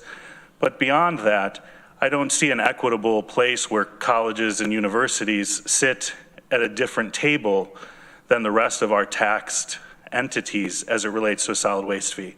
I actually think that's relatively inequitable. So I hear what you're saying, and I respect your position, but I think that if we calculated Ithaca College's campus and Cornell University's campus, like we calculate all other commercial and multifamily space, you would see a tax bill, solid waste fee bill that was staggeringly higher than maybe what's presented here. So I would, I guess, caution about how far down this road we really do want to go, because next year, in my mind, it's not going to be 3. It's going to be commercial space and multifamily space, and treat everybody actually equitably. And we just don't have the data because the colleges and universities have not provided us that information because of their relatively unique exempt status from having to provide that to our assessment department, where all of these other things are calculated from for the rest of the public. So that's where I come from. 5 stood out to me as an error because of what was discussed in that working group. And to me, this is a correction to go back with what the original intent of that working group was. There were some questions in there. Would you like to address any of them? Please. Absolutely appreciate that. We are happy to share all the information. Part of where we were coming at was about, you know, how much waste do people put in? We measure every ounce of our waste that goes in there. We weigh our trucks. We get, commercial doesn't, we get residents don't. You don't have the trash trucks go down and then weigh each individual house. We get that's incredibly burdensome administratively to try and figure out how that was. Our goal was always, let's get each wedge appropriately sized. So if schools are putting X waste into the system, then that's what they should be looked at. We know we measure our waste. We even worked with the county because we used to put our food waste directly out, and the county asked us to help them out by dropping our waste to the county waste system to fill their trucks. We're happy to do that. We are absolute partners. When it comes to square footage, we provide it to the county assessor. We give them. When I came up here 3 years ago, Jay reached out to Jay Franklin. He said, oh, we haven't done it in a while. Can you provide square footage? We provided it. We are happy to do that. We do it whenever the county needs it because there's no secrets here. Each I think, calculation is got its inherent flaws. Even with square footage, because our enrollment has dropped significantly, we have 600 empty beds. So looking at our dorm space isn't necessarily a reflection of how many people are actually in the dorms, and the same with our classrooms, and the same with even our office buildings where our head count is down significantly coming out of COVID on that one. Our process is really, you know, I appreciate residents can't necessarily get a seat at the table, but I would welcome this county to reach out and have focus groups with residents about how they can reduce waste stream, because I think we all want the same thing. We help educate students. We help bring that in. We have eco-reps. We have programming around environmental sciences that are helping bring knowledge into this community, which I think is a really important part. Alumni who founded Reuse, are really helping raise the bar for the entire county. Those are the real contributing factors that I think are really worth acknowledging and counting, because it's not always things you can see and touch that are going to be able to measure that. But in terms of sharing information, we are absolutely happy to share information. Our goal is to get it better for everybody, not just for us in our little corner, but how do we improve the process for everybody? Thank you. If I might just add, when I first came to Ithaca College in 2018, Jay Franklin and I had that direct discussion, and I made it available to him then and opened up the channels so that we wouldn't have a situation where that kind of data was not shared. Appreciate that. Randy. Thank you for coming and sharing that information. I'm sure there's some things that the county could probably learn from what you're doing. And I think getting together with our people and even legislators who are very interested in this, I think would be valuable for that. I'll share with you, last year we were hit with a 300% increase from the city of Ithaca for our wastewater without notice. So that increased our cost $300,000 overnight. We didn't plan for it, it just happened, right? So one of the things that, and I was on the committee with Greg that reviewed the annual fee, and it hadn't been adjusted for, I don't know, 20 years, forever, right? Which is on us, right? But one of the things we talked about was the average household size. And I stated in that meeting that I thought it was like 3.5, it's 2.2. Is the average household size of a Tompkins County resident. So 4 is definitely not out of line for me. The point that you made of lesser students, empty apartments or units, that's not a good sign. Maybe there's a way, and I know that Tompkins Community College is struggling with the same thing, where we have units that are just sitting there empty. But I think it's a matter of being fair, but I think it's also about an investment. And I think that residents are pretty good about recycling, the large majority. I think there's many things we can do better.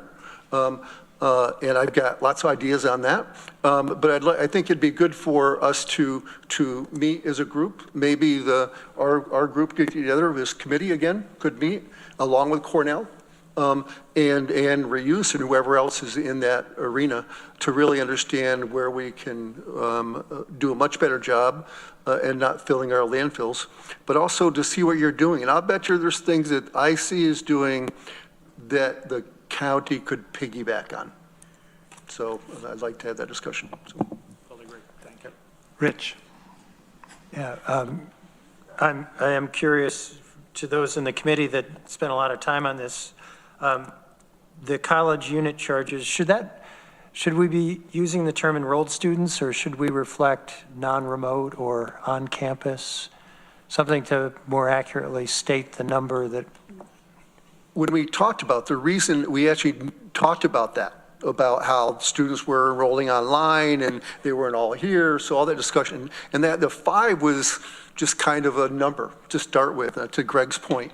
And as we look at this, and when I realized, I thought, I've mentioned it was 3 point something per household, and I thought when it's really 2.2, I think that 4 is even more fair than I thought it was, so. Shauna. Thank you.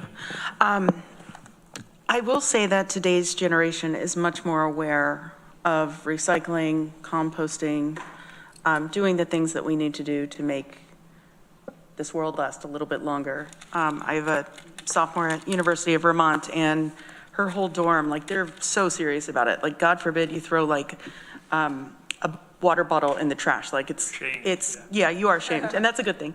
So I think that naturally that's the youth that are coming into a college setting, which is a good thing. I think the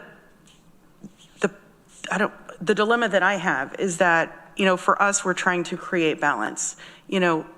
We all represent districts, and we hear constantly about, for one, people don't want their taxes raised. They don't want to pay more for their solid waste. And then the next thing they point to is Cornell and Ithaca College. It's like the 2-ton gorilla in the room. And, I think my perspective is that there has to be a contribution that's fair so that our taxpayers aren't picking up the burden of what's happening with solid waste. And I think whenever we're looking at 4 students, in my mind, that's making sense. If for some reason we have the same conversation next year and it's not right size, then we fix it next year. So I will support that. Deborah. Yeah, I apologize in advance because I wasn't a member of the task force, so I don't know everything that you considered. But given the choice between square footage and number of students, and given what you've said about 600 empty dorm rooms, it seems to me that the more advantageous measurement from your perspective would be the number of students. That said, did we consider not assessing this fee based on a raw number of students as opposed to students who are actually on campus? If I may. Please. And Norma, if I'm saying something and you know differently, please correct my recollection. We did talk about trying to take out a number of students that were not present on campus or were remote or were part of abroad programs, et cetera. I think the challenge was trying to find a number that was published somewhere readily available that could be looked at to pull from, rather than waiting or relying on the college or university to provide sort of a scrubbed enrollment number. There had to be some sort of metric, right? Okay. That was the metric. I don't use all the square footage in my house all the time, but that's what I'm assessed at, right? So there's kind of a give and take, right? There's landlords that have empty apartment buildings but still get assessed that fee, right? So it's not nothing we do is perfect, but this was something that we could point to publicly that was consistently reported to pull from. And we even encouraged that because otherwise you're asking us to calculate a number, something can go wrong. We agree, a more standardized number, knowing that there's some imperfections, but that's why we were thinking, the 5 socializes some of that out, and maybe the 4 socializes some of that out, knowing that there are part-time students, there are students that live off campus, there are students that live remotely hundreds and hundreds of miles from here. Well, if they're on campus at points during the day, I think where they live isn't necessarily a disqualifying factor in assessing waste they may generate on campus. I just want to remind everyone that I know people don't like these increased fees, but y'all need to realize that it's costing the county more every year to run these programs. And, we can't just keep footing the bill based on the old fee structure. So I appreciate your understanding. Mike Lane.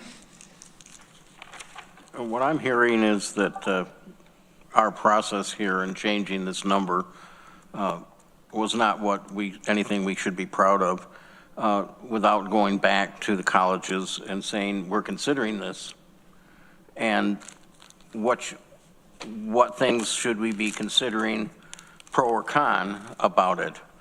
I think that is not an unreasonable thing to do to reconstitute this committee and talk about it. And it may end up exactly with what Greg has proposed here in committee. But I don't think it was handled the way it should have been. When I came on the legislature years ago, we almost never heard from Cornell and never heard from Ithaca College. about almost anything. And what an improvement it's been over the years. And certainly with IC, and we appreciate the fact that you're here tonight to talk to us about this rationally. And I think that we have to continue to think about the fact that the economic development that we have in our county, thanks to these two institutions and TC3, of course, education is our #1 product in Tompkins County. Without our educational institutions, and I wasn't the first to say this, but we'd be Watkins Glen without the racetrack. And that's true. And so we need, I'm not saying we need to treat them with kid gloves, but we need to treat them with respect. And so I can't support this tonight, and I think it really ought to go back to committee, and I think there ought to be further discussion, and then hopefully come to some kind of a compromise and come back to us. Ann. Well, first I just want to, I guess, wondering with Mike Lane, I guess you're not making a motion to refer back to committee, or are you? I might very well do that, but I didn't want to interrupt the debate here. Yeah, I'm going back and forth. I'm not sure how I'm going to vote on this, if we're voting on it tonight. As I did vote against it in committee, and just because we didn't, it was brought up during the committee, we didn't have time to really think about it. We didn't have time to talk with the colleges. I think about, as my colleague, Legislator Lane just said about, the relationships, the communication that we have with the colleges, is really, really important. And so I'm just wishing that we had more time, or I would, so. Well, Ann, I'll try it. If Mr. Chair, I'd like to move to refer this back to committee. So I just want to make sure Ann had finished her comments. Yeah, I'm okay for now. Okay, thank you. Go ahead. Mike Lane. I would just like to move to refer this back to committee for further discussion. Okay, is there a second? Ann seconds. Discussion on the amendment to send it back to committee. Let's go right down the line. Rich, then Veronica, then Greg. Is this time sensitive? Would this interfere with our ability to adjust the rate for 2025? Yes. Thanks. Veronica. I was going to ask the same thing, but like specifically, what is the deadline to set the rate? Can somebody speak to that? Norma? Or Lisa, sorry.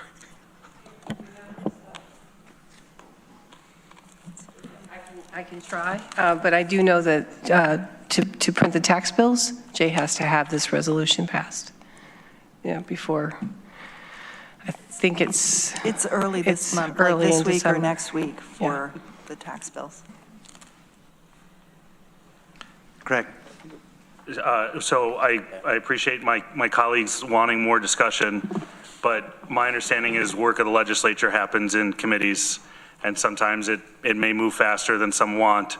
But if there's an overwhelming majority of a committee that moves something out of it, it means that there was enough discussion in it to put it to the full legislature. So, I guess if you're passionate about these topics, follow along and join the committee meetings, but we can't always go back when we don't like the outcome of the committee. I also think that the place for Cornell and Ithaca College to negotiate is in a pilot and not when it comes to fees that we have every legal right to assess on colleges and universities, right? I don't think that we should put our academic partners on any higher pedestal than any other member or contributor to this community. And so that's where I fundamentally disagree with this idea of, we have to pull everybody in. They can follow the committee agendas just like the rest of the public and jump in just like the rest of the public. And it's not our obligation to necessarily reach out directly to them to hear what they have to say, but also their responsibility to participate and jump in when needed to comment on their best interest. So I would ask that we not refer this because of the time sensitivity of this. If there's appetite to change the number from what was passed out of committee, that I think is the appropriate action tonight, not to refer back to committee. Mike Lane. I need to understand, you say Jay needs this to put on the tax bills. Well, that's the solid waste fee. Do we put this on a tax bill to the Cornell University and Ithaca College? How is it billed? I would assume it was a separate bill. It's the whole resolution is encompassing of all of those fees for commercial properties, residential properties, multifamily properties, and then also the fee bill that's sent to the colleges and universities. It's all represented within this one solid waste fee bill, or resolution, forgive me. Well, I just don't want to have us come across as arrogant, and I'm afraid that's the way we're coming across. Rich.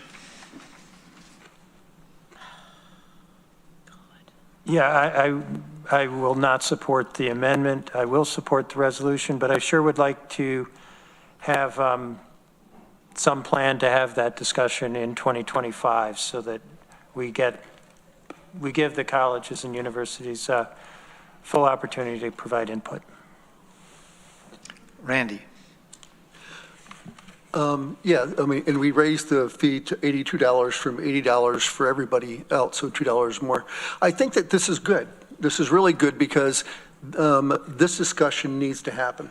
Not just the fee, but the process. And to give an example, reuse, they're getting 190 cars a day bringing the product, and they're throwing it away because they've got no place to put it. So I mean, it's the volume, it's everything. And we need to look at quickly on how we can reduce what we send to landfills. And we've also been informed by our staff that our landfill costs are going up. And they project them to continue to go up and up and up and up. And I think this is just a prudent thing to do. Veronica. Since we're on the motion to send it back to committee, I would not want to send it back to committee, mainly because of the time sensitivity of the rest of the stuff in this resolution. I do appreciate you both showing up and your point about beyond whatever numbers printed in this resolution, but the relationship between us and Ithaca College and then separately the other colleges and how we decide this fee. I know that I also wasn't part of that working group, so I know you've discussed like 6 ways to Sunday, possible ways to calculate it. And so I don't in particular have a recommendation for what to do with that discussion and relationship, but I think it should continue. I think we should also acknowledge there's Cornell and Ithaca College and TC3 and BOCES are all very different from each other. I would say even Cornell and IC in just the way they're shaped and the functions that they have and where the students are and aren't and what is happening other than students. And last, work does happen in committees, but I think in general, I think it's fine to send things back to committee, even if it came out with an overwhelming majority, if there's been significant new input or information, which I would argue that our Ithaca College colleagues showing up is that, and I still won't advocate sending it back to committee, but I think that does matter. Ann. Yeah, I'd just like to comment again about the relationship, and I don't think to me, it's not putting colleges on a pedestal. To me, it's working with them. They are significant employers. And by employers, they're educating people. They bring a lot of people to this community that spend sales tax, that contribute in lots of different ways, to our community. So I just wanted to make that comment. Thank you. Lee? Probably a question for Narma or Lisa. Did the revenues that we incorporated into the budget for solid waste reflect this schedule?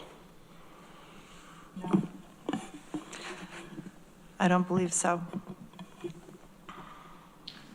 No, but the recycling waste management had to use fund balance to balance out their budget this year. So, and I think that might have been part of what Greg was reacting to, is the fact that they had to use their fund balance to make that balance out. This reduced $126,000. This change reduces $126,000 dependency on fund balance from the solid waste department. It's a $20,000 increase to Ithaca College and a $106,000 increase to Cornell. Okay, we're ready to vote on the amendment to send Resolution Q back to committee. Can we have a roll call vote, please? Ann Corman? Yes. Mike Lane? Yes. Greg Mezzi? No. Veronica Pillar? No. Lee Shirtliff? No. Mike Sigler? No. Shauna Black? No. Travis Brooks? No. Randy Brown? No. Deborah Dawson? No. Rich John? No. Dan Klein? No. 2 to 10, the motion fails. Okay, we're back to the main motion, which is Resolution Q. Any further discussion? I haven't taken a turn yet, so I just want to say briefly that I will vote for this reluctantly, but with the commitment, and I think I've heard a bunch of people say this, that we will again start these discussions and be able to share a lot more data and take the time that we should to have this discussion. Roll call vote, please. Ann Corman? No. Mike Lane? No. Greg Mezzi? Yes. Veronica Pillar? Yes. Lee Shirtliff? Yes. Mike Sigler? Yes. Shauna Black? Yes. Travis Brooks? Yes. Randy Brown? Yes. Deborah Dawson? Yes. Rich John? Yes. Dan Klein? Yes. 10 to 2, the motion carries. Thank you again for joining us tonight. No, absolutely. And again, hopefully clear, we were not looking to necessarily change the number. It was really about the dialogue. We don't see it as a negotiation. We see it as a conversation and really want to work together. I love what you said, learn from one another. So totally open to that. And thank you, Mike. It's a shame that it took so long for us, I guess, to be more heard down here.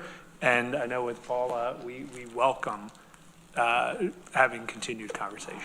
Yes, Mr. Chair, I hope I can be in touch with your office, because one of the things that we were looking to do at the beginning of the new year is to try to set up time to have regular meetings with the county, both legislature and any other members of the department structure. We do this on a regular basis with the town, and we would like to begin to do this with county government as well. I believe the legislature and county government would welcome that immensely. Thank you. Thank you. Okay, we are going to take a 10-minute break. It is 7:37. Please come back at 7:47.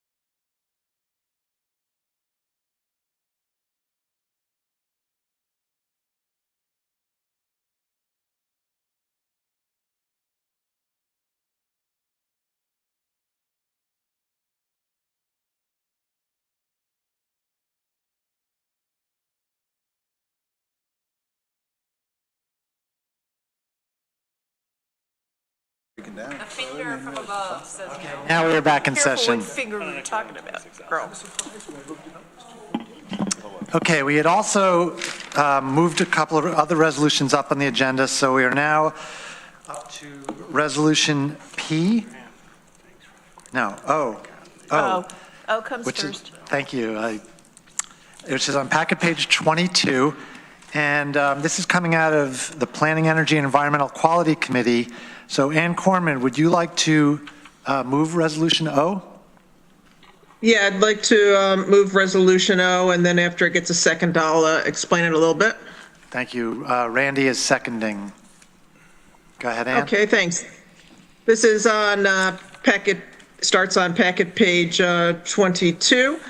And so this is Resolution O, making a negative determination of environmental significance in relation to resolution that we're taking up tonight, appropriating funds from the Tompkins County Natural Infrastructure Capital Program for the acquisition of the town of Ithaca's Sage Preserve. And so this is just the negative environmental significance. But I just want to say just quickly, since this and the next resolution go together, that this is to help the town of Ithaca establish as some parcels that are established wooded areas, successional growth, woody invasive plants, and they have several, this area has several wetlands and streams. And this is to help make it a town preserve, and that it would help it be also more accessible to the public. It is already, the landowner is currently allowing access by the public.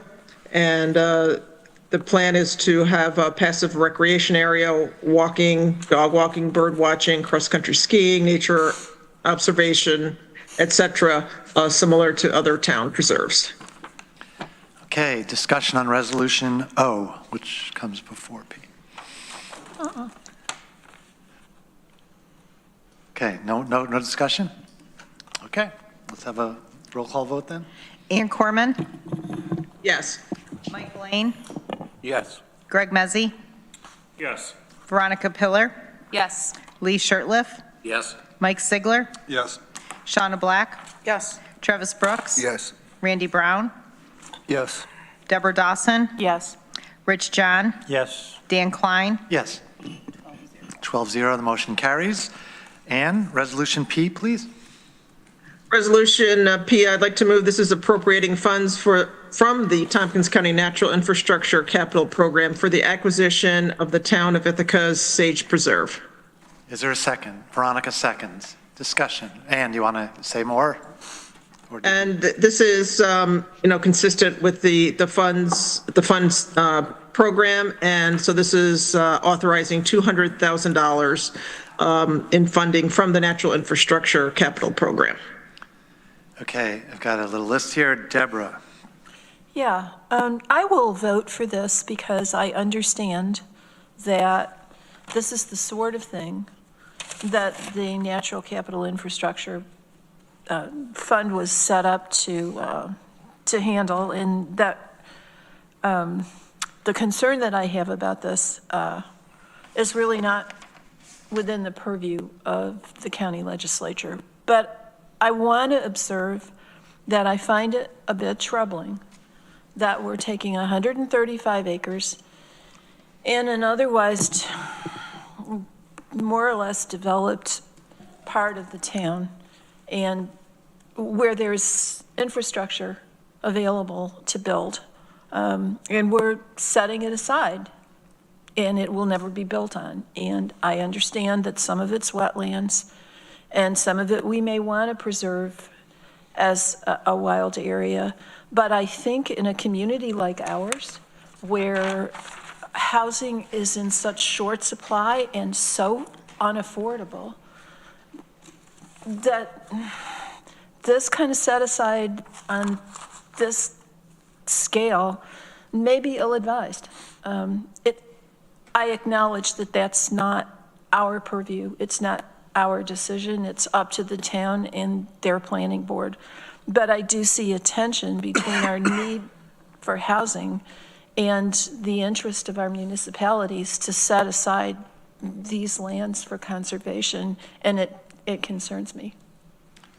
Mike Sigler. Deb, I mean, you said everything. Actually, I was looking at this going, I don't understand why it would do this. I mean, we have sewer there, it looks like, water, you have all this housing here. And so thank you for bringing that up. I really appreciate that. I don't know if it is outside our purview, though. I mean, it is our money. It is the county money. So I guess we have a fiduciary duty. I don't know that there's anything within the way the program is set up that allows us to say we want to substitute our judgment for how this land should be used. If it qualifies for the program, and I think it does, then we really have no choice but to say yes. Who do we ask about that? Dan? Who do we ask about that? Annie or Katie or, yeah. We have Abigail Connor on screen. Abigail, would you like to join us? Hey there, welcome. Yes. Can't hear Need to you. be louder. Yeah, we can't hear you quite yet. Can you hear me now? Not really. Yell. Use your outside Sure. voice. Can you hear me now? Yes, we can. Thank you. Great. Yes, as mentioned, this does qualify under the program guidelines, and I will note we talked about this at the committee as well. This is just the very tips of the most northern parcel are in a development focus area, and as mentioned, there is water and sewer infrastructure there. But just to the northeast in the town's plans is planned for a high-density area where they're hoping to put in very high-dense housing, and they've noted that in their plans, they'd like this to be the recreation where those folks can access that recreation. Thank you, that's good to know. Randy. I actually know this land really well. When I worked at Citizens, we foreclosed on all that land, and Chase Farm, and there are some issues with building in that area. Rock is pretty high up. Tuck put basements in there, a lot of water running down the slate, so there are issues with development there. But my issue is, and I mentioned this to Maury, isn't this gifting? I mean, so we're taking $200,000, we're giving it to a municipality, they're buying land, they're gonna own it. How is this any different than giving money to anybody else? I mean, if we, and I realize it's part of a program, and you know, we put money aside and we've done all this stuff, but we're giving money to a municipality. And I've been turned down twice for giving money to municipality for their purpose, and what makes this purpose any better than theirs? So I've got real issues with it. So. Maury, do you want to address that? Yes, they're very distinguishable situations. The fact that there is a grant, that there is a capital program for this, there is a grant process for this, an application process for this, and a service that effectively is being provided by the town, namely something that the county could do, which is acquire property to preserve open space, distinguishes it from a situation where you're simply saying, we're going to refund a tax payment that you ended up making because of circumstances that were within your control. So I do not see the making of a grant pursuant to this capital program as a gift, as compared with, say, just an outright, say, you know, we like what you do, so we're giving you money. That's the distinction. I think I had given an example when we were talking about this generally of whether a municipality could give money to a little league, and it's permissible. It's not permissible to do it simply to say, I'm going to take some money out of our pocket because I like what you do, but where there's an agreement that you're going to see, you know, we're going to pay you because you're going to support a portion of our recreational program, that is not a gift. So yeah, it's in the structuring, and it's in the nature of the way this grant process, this capital program and grant process is constructed. So it's the structure that defines that we can legally do this. We've gone through the process, we set up the grant program, we set up the application process, we did all these things, and that's what makes it okay? Yes. Okay. So I'd like to remind people that when the Enfield Community Council had this tax bill, the law stated very clearly that the assessment office could have given them an exemption purely by showing up at that building and understanding what it was, and that's in the law, and they didn't do that. So the county made an error, in my opinion, doing that, when it was very obvious that it was a 50-year-old nonprofit company. So I'm just frustrated with that, but I understand. Thank you, Maury.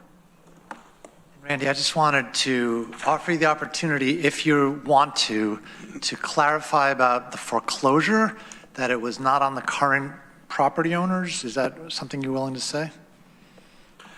Well, unfortunately, when that sale took place during COVID, it was in February, and when the sale happened, when the tax bill was being sent out, the tax bills are already out, didn't go to the correct person, it passed in the mail right before that, they had to, because I believe they had to have their application in by the end of February, I believe, if that's correct. So it happened, it was all remote because of COVID, and somehow it just didn't happen. Okay. So that was my issue with that.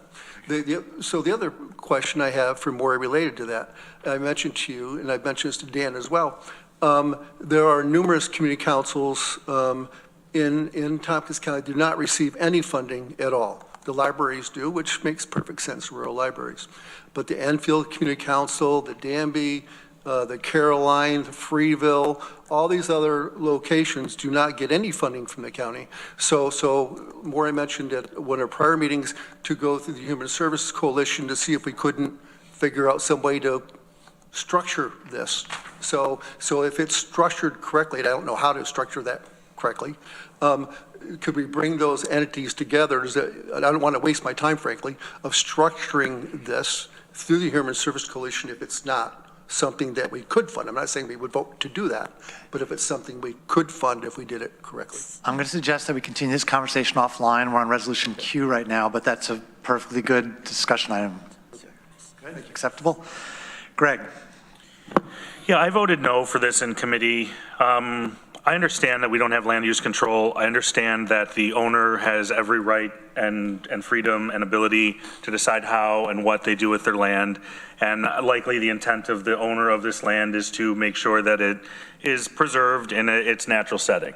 So I won't object to that. I won't object to creating natural and open spaces and preserving wetlands and outdoor recreation things. So please don't take my opposition to this to mean that, because I do feel that there's also support amongst my colleagues to move this through tonight. My issue comes as it relates to the investment that we make in our natural infrastructure. I would like to see that countered with a balance of an investment in actual infrastructure, because we are taking, by providing this grant, or let me say this, we're contributing to the removal of land that could be served well by housing because of its location, because of its access to municipal services, and we're investing in creating open spaces, but we are not, by any measure, investing in the same scale in actual infrastructure development. And that, I think, is a problem, and I think that is a failure of previous legislatures to not recognize the need. So I hope that those of you that support natural infrastructure will also support the creation of a municipal infrastructure grant program or capital program, so we can encourage municipal expansion of utilities and sewer and water, et cetera, to developable land, because we are investing in removing developable land from the community. Ann, you had your hand up and now it's down. Would you like to speak?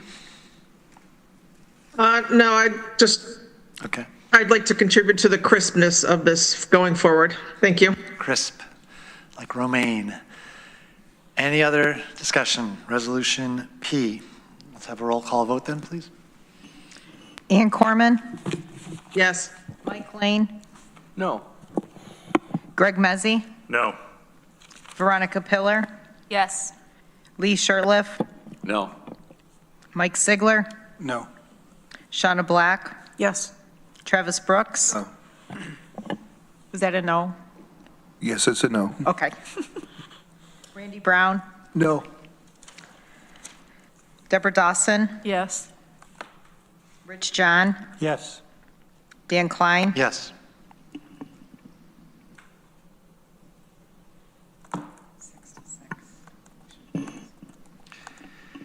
Six to six tie, the motion fails. I would, Greg, are you considering a motion to reconsider? if there's another colleague that would support that motion that voted in the negative, I believe the second can be anybody. Anybody want to? yeah, I just don't want to do it if it's not going to move the needle. If one person who voted in negative changed their votes, it would pass. It needs 7? I need 8. It needs 8. needs 2. Correct. You have to have 2 people change. Yeah, I mean, I would be willing to change if there was another person that was willing to change, because I was under a different impression, but it seems that the voice of the legislature is loud tonight. Going once, going twice. Wow. Rich, do you want to say something? I can't move it. Is that correct? Because I've. Correct. I could second it, you could second it, but the question is, would it I would- pass? At the risk of taking a little bit more of the legislature's precious time, I would welcome that motion so we could at least have some discussion, because I don't understand how we ended up where we ended up. I don't think this is right. Yeah, You don't think? Is there a motion on the floor? Dan, I would like to motion to reconsider. Motion to reconsider. Is your I'll second, second. Deborah? So, help me out here. This is going to be 2 votes. The first vote, after we discuss, is whether to reconsider, and if it passes, then we go back to the original motion. Correct? Correct. Very good. Any questions about the procedure before we go on? Okay. The motion is to reconsider. Discussion. Mike Sigler. I was just going to say, Deborah talked, me out of it, so No. you can talk me into it. But you did not hear me. I said I would vote for I this did hear that part, but because the I don't argument is think it's sound. our place to Point of second. information, the question is to reconsider. oh, sorry. That's right. So do we want to vote on this again? Veronica. Oh, sorry, Deborah, I skipped you. Did you have more to say than that? I just don't think She it's our does. place to substitute our judgment for the town of Ithaca's judgment. They've proposed a program that qualifies under the terms of our natural capital infrastructure program. And however you or I might feel about how that land could best be used, I don't think that's our place here. But that's just my take on it. Is this debatable? Motion reconsidered debatable. One moment, please. We're looking it up. I think it Consider is. this my advance deposit on the actual debatable issue. I'm pretty sure it's debatable. Dan, while Maury's looking that up, if I may, I know Mike Smith from the Yes. town of Ithaca is Thank on you. I was just the getting ready. Zoom. If we do have a chance to rediscuss the merits of the resolution, I maybe would ask Mike to share his thoughts or comments. Yes. If I may, my handy little Yes. Robert's Rules in Brief says that the motion to reconsider is debatable if the Reggie? motion that is potentially going to be reconsidered is debatable. Which it is. Thank you. Thank you. I was at Good, the good, sa- good. I was at the same spot. Very good. Okay. Fired, so Veronica. We're still on the motion to reconsider. Veronica. I was going to say, yes, I'd like to reconsider because to have more discussion, which my colleagues have shown that desire rather than told. So thanks. Shauna. I guess I would like to know from Abigail or Michael what the vote for the town of Ithaca was as far as the vote amongst the council members. Michael Smith, Town of Ithaca. Can you join us, please? Thank you. And let us know what your position with the town is. I'm the senior planner with the planning department. Very good. Thank you. You want to say something? Point of order, is this about whether to reconsider, or is this part of the reconsidering? Yeah, good question. I think it's part of the reconsidering because the question was, what was the vote at the town? So our county attorney has said that Michael should feel welcome to answer the question, what was the vote at the town of Ithaca? And could folks make sure they lean into their mics? Maury, couldn't hear you. Can Mike answer? I was chewing a cookie. That's why I repeated it. We don't want to hear that. Dan, Cookies first. Yes, it's Mike Sigler. Can we ask Michael other questions too? So the motion is to reconsider, so I think, unless it's related to that process, we really shouldn't. Well, it'd be related. I guess it would be related. So Well, I think the question about the vote was specifically related to whether to reconsider or not, whereas Mike may have other input on the main motion. Okay. Okay, Mike Smith, you're allowed to give us some numbers. So the town board was unanimous when they authorized the application to the county for this program. And the same thing with other grant applications that we're kind of piecing together funding. So the town board's been supportive of other grant funding too. Thank you. Thank you. Any other discussion on the motion to reconsider? Ready for a vote? Ann Corman. Yes. Mike Lane. No? Greg Mezzi. Yes. Veronica Pillar. Yes. Lee Shirtliff. Yes. Mike Sigler. Yes. Shauna Black. Yes. Travis Brooks. Yes. Randy Brown. No. Deborah Dawson. Yes. Rich John. Yes. Dan Klein. Yes. 10 to 2. The motion to reconsider carries. We are back on Resolution P, as it was before, as if time has reversed itself. Rich.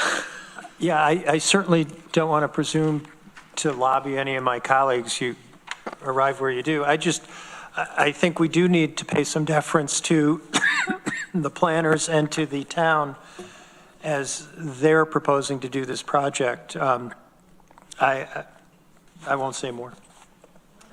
Mike Sigler.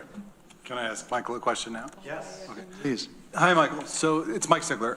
Just wondering, when you looked at these properties, I mean, the town obviously was looking at the same maps we were looking at, and you decided not to go towards a housing profile, I guess you would say. How did you get to that decision? Like, why was housing taken off the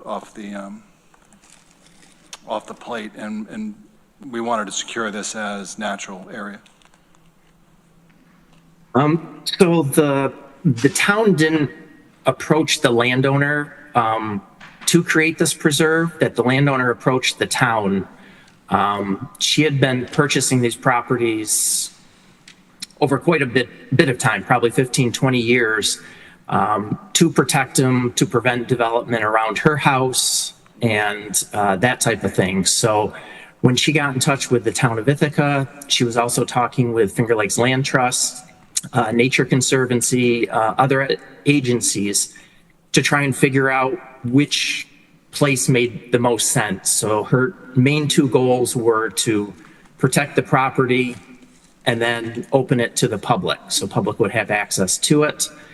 And we walked the property with some of the other agencies and talked about who would be the best one to hold it, maintain it, and open it to the public. And like Finger Lakes Land Trust, they could put a conservation easement on it, but they weren't interested in opening it as a public preserve and maintaining it. So it ended up being that the town was the best fit for her and for that family to protect it and open it to the public, where the town has staff to maintain it.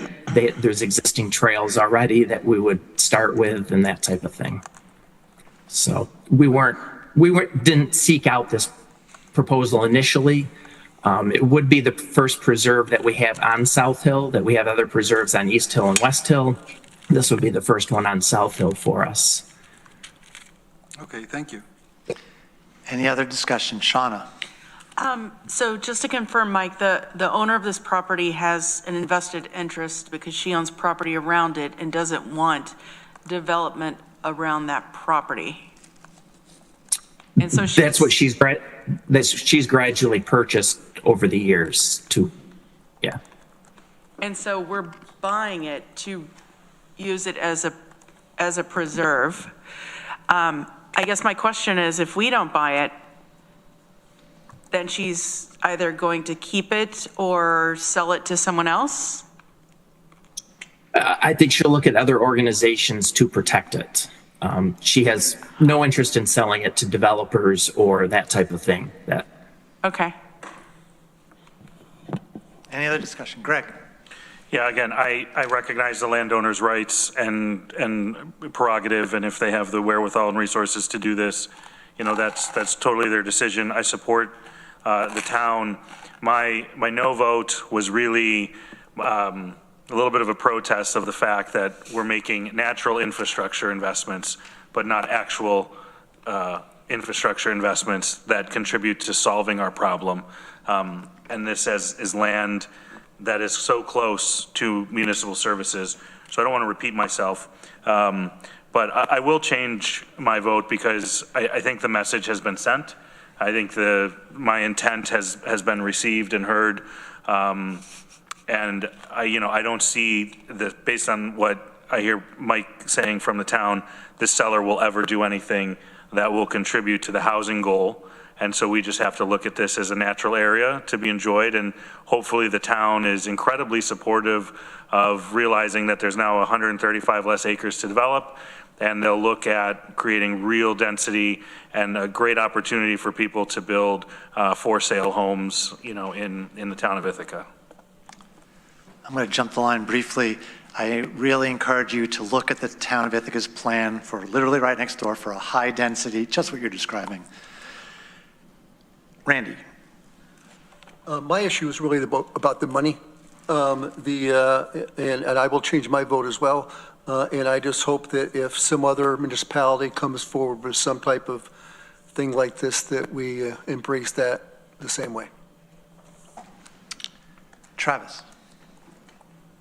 So I'm going to be as blunt and as straightforward as possible. Essentially, we're paying to protect her interests.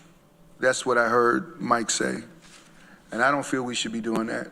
If she wants to protect her land, she should figure that out. Regardless of our housing crisis and all those things, it's her land. She bought it. She knew she was accumulating it over 15, 20 years. If she wants to do something to protect it, she has to figure that out. If she has the wherewithal, then she can make that happen. But I don't feel it's our responsibility to do that. I'm not changing my vote. Are we ready to vote? So we are voting on Resolution P. Annie, I'm sorry. is your Thank hand you. up or not? Yes, go ahead, Ann. Yeah, I just want to say that, yes, this, it has been brought up a couple times about, the person that owned this land. And coming forward, this is what frequently happens, is that people are trying to preserve land. Does it fit in line with, so this, this went through, does this fit in line with what the town was wanting? Is this fit in line with the county's natural infrastructure program? We didn't set up these programs. I truly believe the town isn't doing it just to help that landowner. It's because it fits within it helps them achieve their goals as it helps us at the county achieve our goals. So thank you. Travis. I hear what you're saying, Annie, but it was clear when Mike first presented that she didn't want residential around her, that she's protecting her. So I don't know. People who have the ability to accumulate land and keep people from living around them or keep housing from going up, that's cool. They have the money to do that. That's their prerogative. But I don't feel like we should play a role in protecting that in any way, shape, or form, no matter how they present what they want to do and what they want to accomplish. Are we ready for a vote? Michael has his hand up. Yep, thank you. Michael Smith, you're on. Sorry, I just wanted to clarify one little thing. she has purchased these properties over the year to protect the land around where she lives. But the intent now is for her kind of estate planning and planning for when she's not here anymore is what she's trying to do at this point, is protect those lands, provide them to the neighbors and the public of the town and the area for access. So it's temporarily providing that buffer for her, but that's not her intent. Let's have a roll call vote, please. Ann Corman, Yes. Mike Lane, No. Greg Mezzi, Yes. Veronica Pillar, Yes. Lee Shirtliff, No. Mike Sigler, No. Shauna Black, No. Travis Brooks, No. Randy Brown, Yes. Deborah Dawson, Yes. Rich John, Yes. Dan Klein, Yes. 7 to 5, the motion does not carry. Okay, we're going to move on. Ann, do you want to, we've done all your resolutions, do you want to do a quick committee report?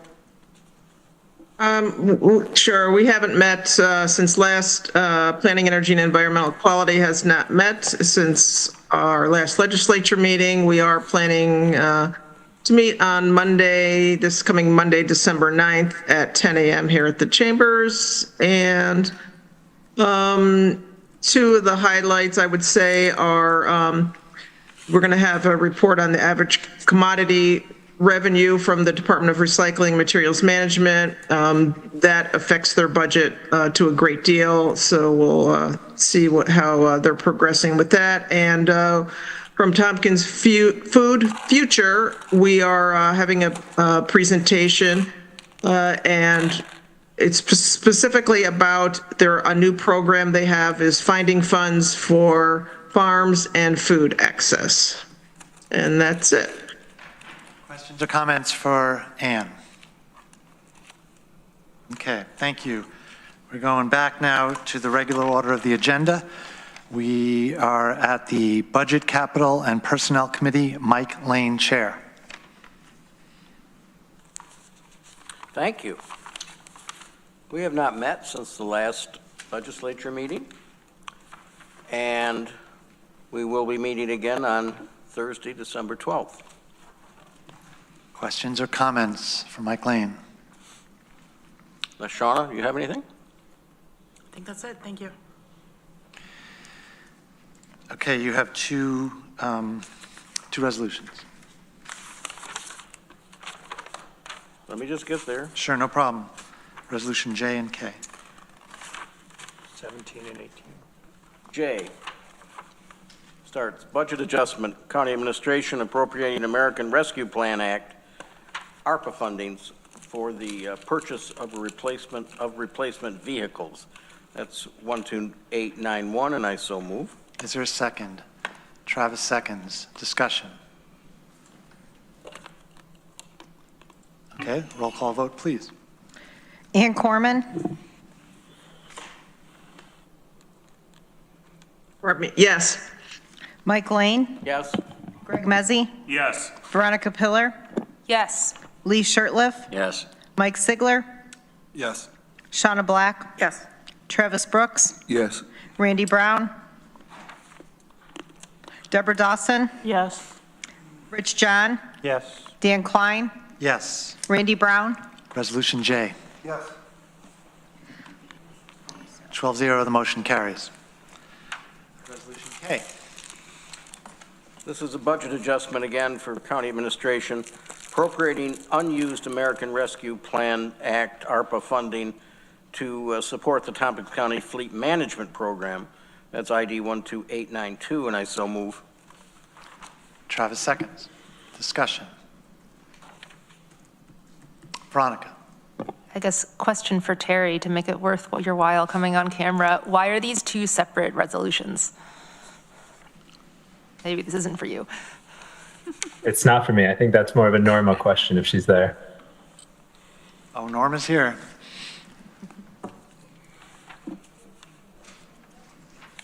Norma's here, just not anywhere near a microphone quite yet. Why are they two separate resolutions?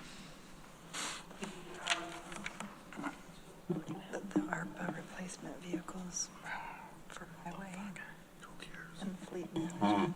So the one resolution is targeted for particular vehicles in the highway. The other one is more of a blanket resolution because we're getting close to the end of the year. If we have additional funds that are unspent, we wanted to be able to have those allocated to cover an expense that we knew we were going to have for the vehicles. So it's more of a blanket resolution. Does that make sense? Yes, I Okay. see that now. Thank you. You're welcome. Any other discussion? Let's have a vote, please. Ann Corman, Yes. Mike Lane, Yes. Greg Mezzi, Yes. Veronica Pillar, Yes. Lee Shirtliff, Yes. Mike Sigler, Yes. Shauna Black, Yes. Travis Brooks, Yes. Randy Brown, Yes. Deborah Dawson, Yes. Rich John, Yes. Dan Klein. Yes. 12-0, the motion carries. Thank you very much. That's all I have. Very good. Moving on, Workforce Diversity and Inclusion Committee, Veronica Pillar, Chair. Thank you. Workforce Diversity and Inclusion Committee hasn't met since our last meeting here, but we will be meeting this coming Monday, December 9th at 3 p.m. here in Chambers. We'll be continuing discussing the future scope of WDIC in our current county DEI context, as I've talked about before. And the highlight is probably going to be a report back from the Facing Race conference that a bunch of people from the county organization went to, 8 at least, and a bunch of other people from Tompkins County. And there was a lot of government-specific related stuff, and how to embed racial equity within, and a bunch of other learnings. And I know at least 3 of the WDIC members, 4 of the WDIC members attended, and I'll stop trying to count in my head. Show up to learn, it'll be good. Questions or comments for Veronica? Deborah? So where was this conference? It was in St. Louis. Okay. It happens, it's put on by the organization Race Forward, happens every 2 years. And the Government Alliance on Race and Equity is I guess, a related organization. Don't ask me how they're related, I'm not quite sure. But Tompkins County is a member of that, and so has access to a bunch of resources from them. They had a in-person meeting that was kind of tacked on to Race Forward, and it's targeted at people working in government specifically. Am I correct that some of the people that went from the county attended remotely? Or did all of them go in person? You're not sure? I'm not sure. You know, I was only counting people who went in person, Okay. but yeah. Very good. Okay. Next up, Public Safety Committee, Rich John, Chair. The Public Safety Committee has not met since our last meeting. We will be meeting a week from today at 1 o'clock, December 10th. We will be talking about a couple specific items. The Probation Department has some draft policies on arming probation officers that will be presented for discussion purposes only. We will not be voting yet. And I also anticipate we'll be talking about some proposed OSHA rule changes on fire brigades that could have substantial financial impact. They're not in place. They're out, I believe, for rulemaking comment, but they're pretty significant, and we want to just apprise the committee on those issues. I'd also just note that yesterday the jail statistics were 38 in the jail, 26 board outs and 1 board in. Today it's 62 in the jail, 2 board outs and 1 board in. So we have brought the population back into the jail. Questions or comments for the Public Safety Committee? Randy? Yeah, thank you, Rich. So the project repairs and all things are completed or enough to move people back in, or? You know, when I went and checked the jail statistics, I infer that, but I don't know. I assume that that's happened. Okay, great, thanks. Yeah. Next up is Downtown Facilities Special Committee, Randy Brown, Chair. We are going to have a meeting on December 10th at 9 a.m., and we're going to get an update on negotiations with architects and engineers. And then we're also going to review the timeline for the center of government building, because it may have changed because of things that we changed, and discussions on how long we're going to keep the current homeless shelter that we have here at Key Bank, the impact of that, or what would we do, is that going to change that at all? So, and there'll be a few other things, but those are the main issues. Questions or comments for the Downtown Facilities Special Committee? Okay, thank you. Next up, Health and Human Services Committee, Shauna Black, Chair. Thank you. I have two resolutions. Resolution L, Whole Health Department Nurse Practitioner in Psychiatry, title Salary Increase, ID 12870, that I'd like to move, please. Is there a second? Randy seconds. Mike Lane. Shauna, this is a red line resolution, is that correct? That is correct, yes. We've had to raise the salary in order to recruit individuals for these positions. Randy. Actually, I was speaking to two nurses about this a little bit to get their input, and they said that is, and they're both continuing their education, and that's not one that they're interested in going into, because that's an extremely difficult position. So I support this. Any other discussion? Veronica. I understand the resolution, but can someone briefly define what redlined means in this context? Lisa, do you mind? It's typically when a position is out of line with the rest of the salary scale so a position is a title and the salary is taken out of the salary scale and put elsewhere to better reflect the market rate for that position. Lisa, is redlining a one-time process, or does it have to be renewed every year? Well, in this case, these positions had been taken out, but in the previous resolutions, it did not indicate that they would receive annual salary increases in commensurate with the rest of the white-collar bargaining unit. So this makes it so, and therefore it shouldn't have to be revisited annually. Thank you. Any other discussion? Resolution L. Let's have a roll call vote, please. Ian Corman, Yes. Mike Lane, Yes. Greg Mezzi, Yes. Veronica Pillar, Yes. Lee Shirtliff, Yes. Mike Sigler, Yes. Shauna Black, Yes. Travis Brooks, Yes. Randy Brown, Yes. Deborah Dawson, Yes. Rich John, Yes. Dan Klein. Yes. 12-0, the motion carries. Resolution M. Yes, I would like to move Resolution M, Whole Health Department Psychiatrist title, salary increase ID 12868. Is there a second? Travis.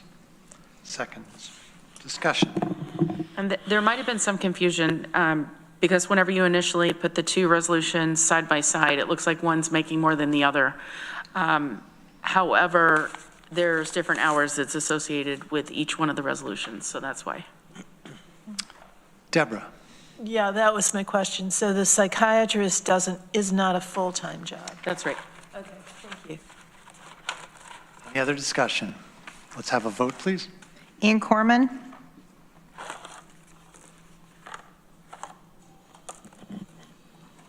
Ann Corman, Sorry, having trouble. Yes. Mike Lane, Yes. Greg Mezzi, Yes. Veronica Pillar, Yes. Lee Shirtliff, Yes. Mike Sigler, Yes. Shauna Black, Yes. Travis Brooks, Yes. Randy Brown, Yes. Deborah Dawson, Yes. Rich John, Yes. Dan Klein. Yes. 12-0, the motion carries. Anything else from or for the Health and Human Services Committee? Our next meeting is going to be Thursday, December 12th at 1 p.m. And that is a change from our typical because of a holiday.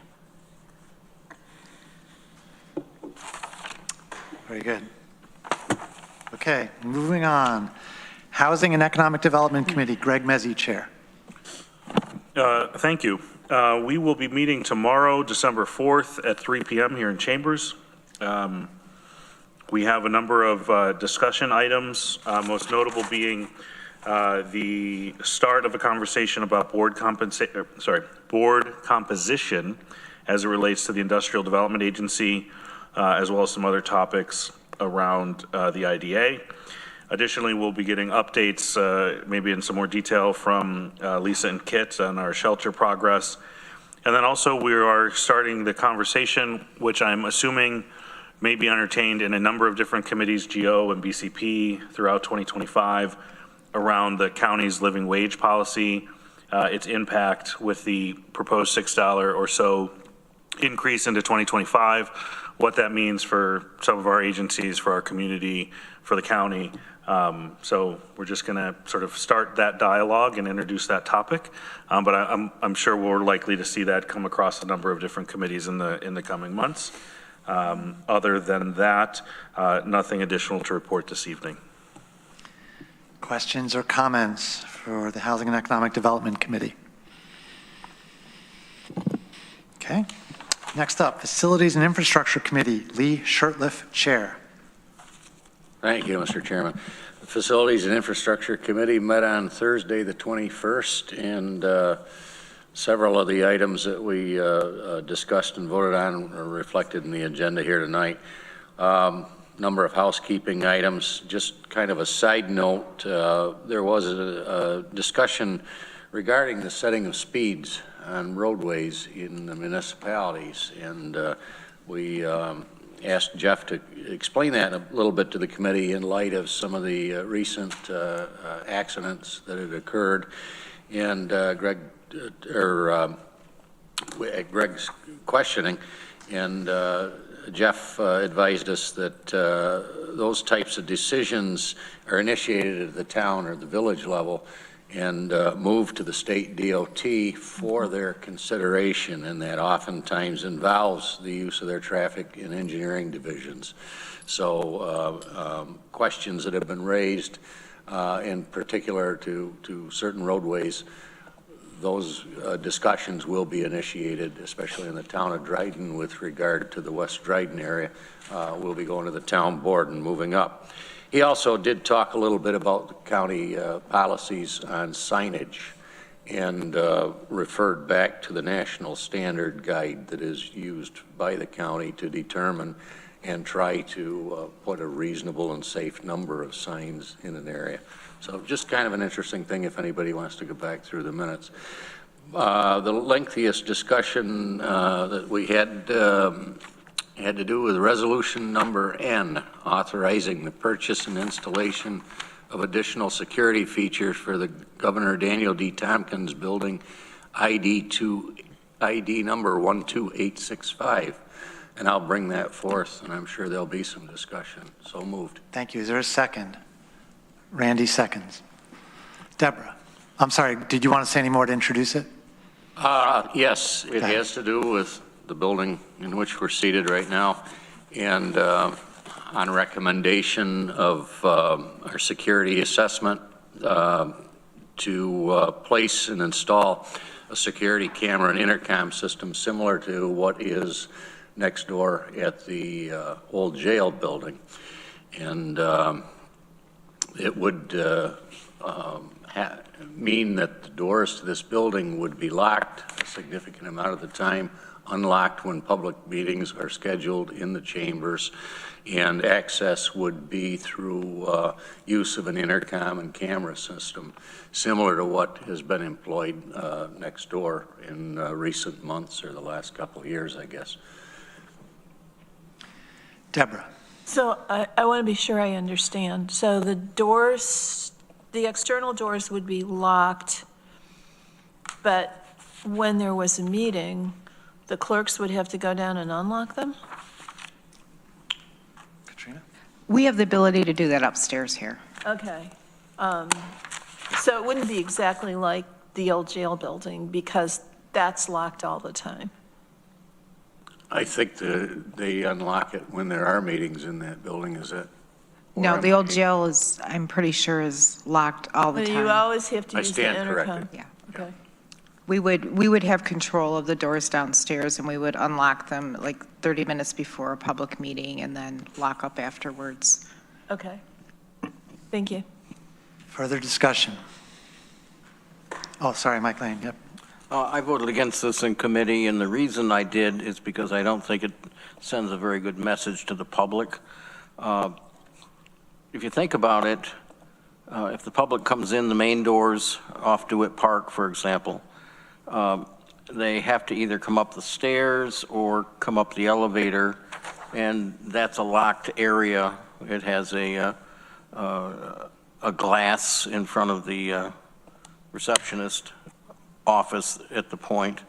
And if they need to go into planning, that door is, I believe, locked. And I don't see as we need this at the main door. I just think we don't need to be afraid of the public. That's the message that it sends. I think that what we have now is the way we should keep it. Travis. I tend to err on the side of keeping people safe. The same argument was used for years at GIEC, for example. And once somebody's in a space, they're free to do whatever they want, and you have to figure it out after it happens, right? There's nothing you can really do in the meantime. And I don't know what it would be like to be sitting in these offices because I don't work here.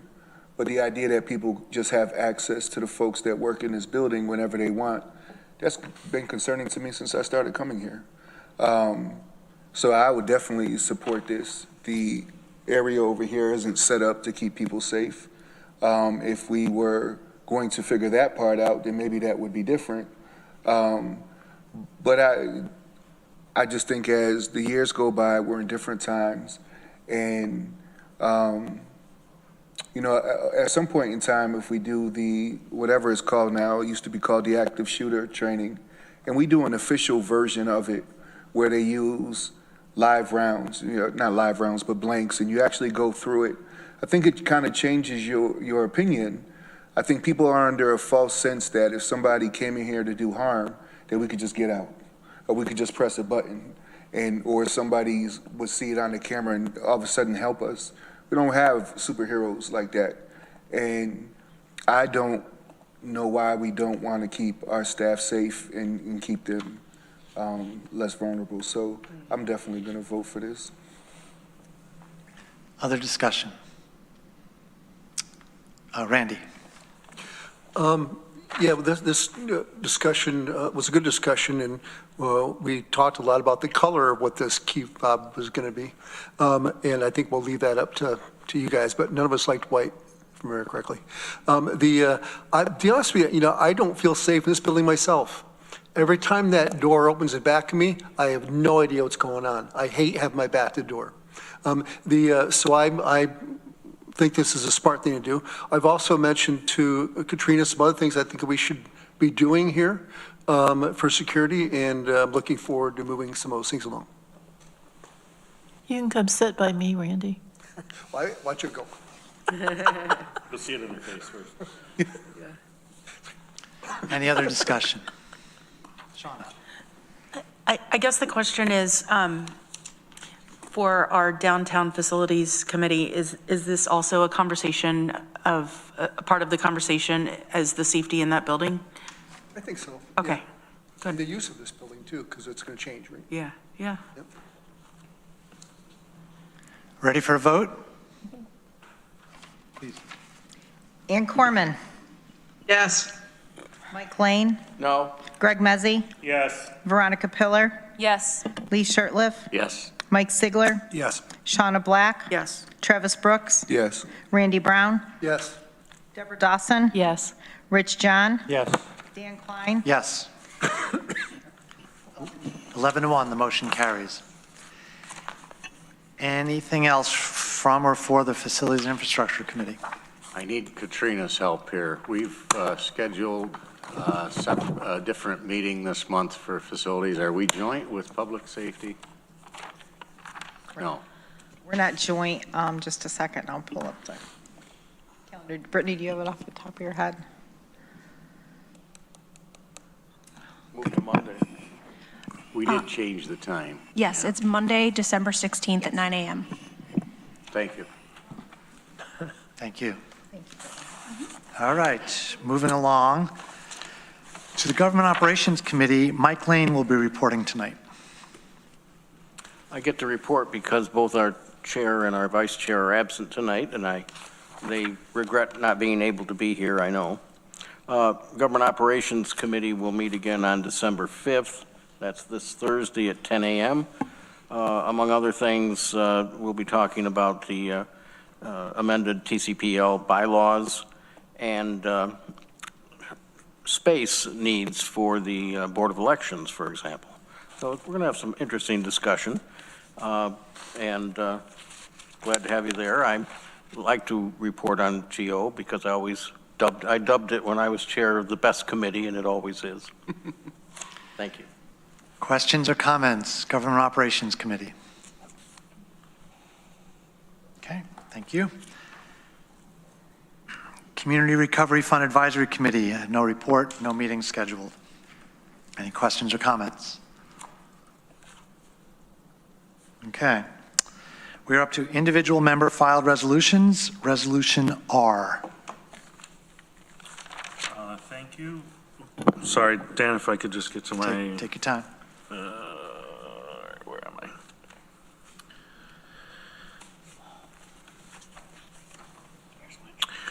I? I'd like to move Resolution R, Doc ID 12918, making a negative determination of environmental significance in relation to Resolution Number 2024-XXX, authorizing acquisition of property to develop an emergency shelter and amend the 2024 capital plan and budget to incorporate this acquisition.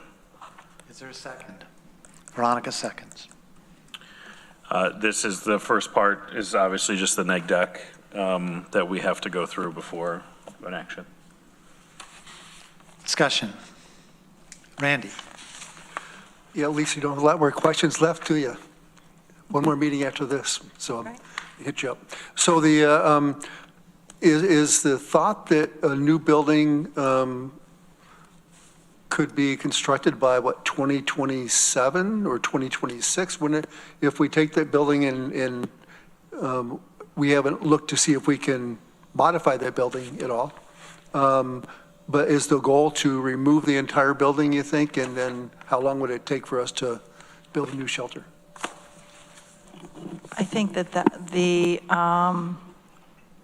if the most accelerated timeline, if we assumed that, I think it would be probably like 2027.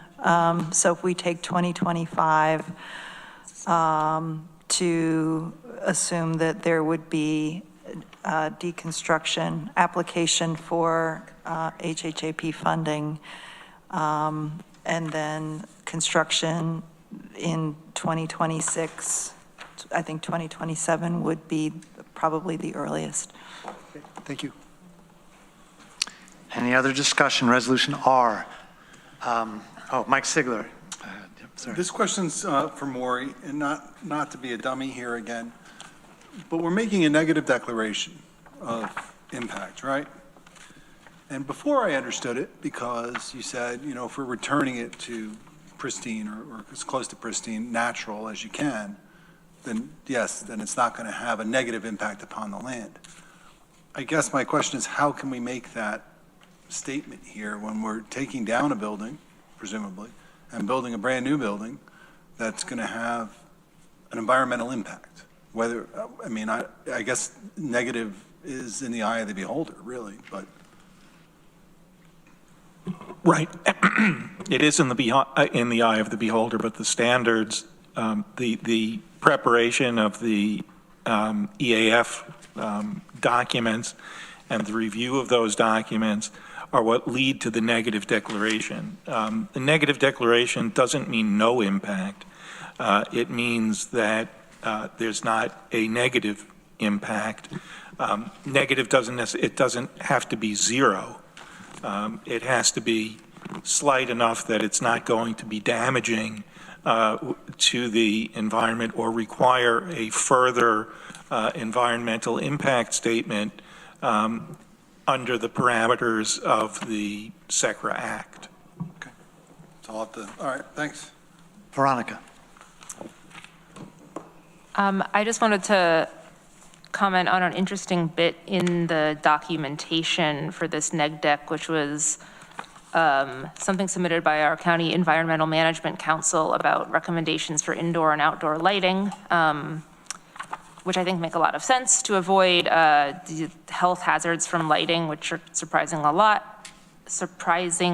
can be surprisingly significant, and safety hazards. They mention incorporating dark sky outdoor lighting standards, which I think is a great idea. And I guess this is on my mind because over Thanksgiving, I went to the Natural History Museum and they had an exhibit about the night sky, and it had a bunch of interesting examples of how man-made light affects lots of things that we do, and how often a lot of lighting is there for public safety, but that often more light leads to less safety, and instead you want to have the right kind of light in the right place at the right time.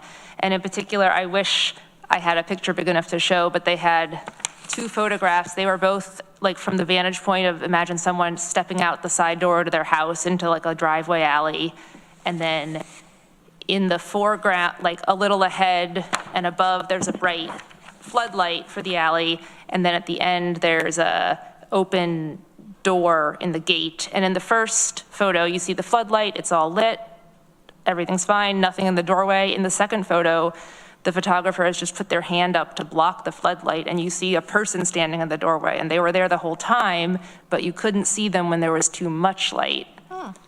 Anyway, that struck me, and I know we don't all read all of the seeker documentation because, understandably, but I didn't want this to escape people's attention. Rich. Thanks. Lisa, to the extent possible, I assume we're going to try to accommodate the existing businesses that are operating there while we're doing our planning, that we're going to try to let them stay there so that they can relocate. Absolutely, and that's in process now. Thank you. Any other discussion? Resolution R. Let's have a vote, please. Ann Corman? Yes. Mike Lane? Yes. Greg Mezzi? Yes. Veronica Pillar? Yes. Lee Shirtliff? Yes. Mike Sigler? Yes. Shauna Black? Yes. Travis Brooks? Yes. Randy Brown? Yes. Deborah Dawson? Yes. Rich John? Yes. Dan Klein? Yes. 12-0, the motion carries. Resolution S. Yeah, thank you, Dan. I know at almost 9 o'clock, it's hard to do anything really enthusiastically, but it is with excitement and enthusiasm that I would ask that we move Resolution S, stock ID 12919, authorizing the acquisition of property to develop an emergency shelter and amend the 2024 capital plan and budget to incorporate this acquisition. Travis seconds. Discussion. Deborah. I have a question. All this resolution does is authorize the acquisition of the property. Is that correct? It doesn't necessarily commit us to the nature of the shelter in terms of low or no barriers. That is correct in my understanding, and the county administrator is also nodding her head at the same time, and so is the county attorney. Thank you. Mike Sigler. I just wanted to see if there was a way, I liked what Greg said like 3 hours ago. I did too, thank you. Was that still today? It was still today. I didn't know if there was a way maybe to enter that in the record at this point. I didn't know if you could cut and paste it. I don't want you to have to say all that again, but I thought that was a pretty good summary. I think a lot of people think of this as an end and not a beginning, and I'd like them to think of it the other way around, that this is the beginning and not the end. And I read a lot online, and I see people saying, oh, we shouldn't do this, or we shouldn't do that, or we shouldn't put the Cold Blue Center over here, and I don't think they really understood the immediacy of the problem or that the situation on the ground has changed for Tompkins County. Just in the availability of rooms, I don't think that they adequately have that information. that we're not dealing with 2 years ago or 4 years ago. We're dealing with a different situation now. And I thought what Greg said was good on that, was that, you know, this is something that will start, and I like that question as well, because there is a lot to hash out. Yes. And, but this is the start. And when you start something, yes, you'll have a lot of questions, but yeah, I mean, I'm supportive of this, obviously, so. Mike, I believe it would be quite proper to request that Legislator Mezzi's comments verbatim get inserted into the minutes at this moment. Is that something you would like to have happen? That would be terrific, thank you. Am I correct that that's a perfectly proper motion or request? Thank you. Greg.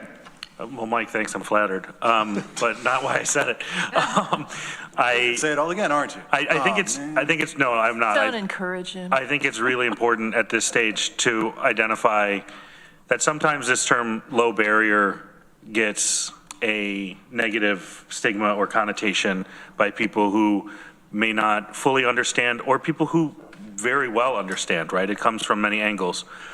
But I think the thing that I know I'm committed to is looking at eliminating as many barriers as possible in whatever those might be, and having the conversation about what are the existing barriers to sheltering that may exist, and then what are the barriers to get people out of shelter, which is the goal, right? And I think that's where there's some barriers that we need to look at.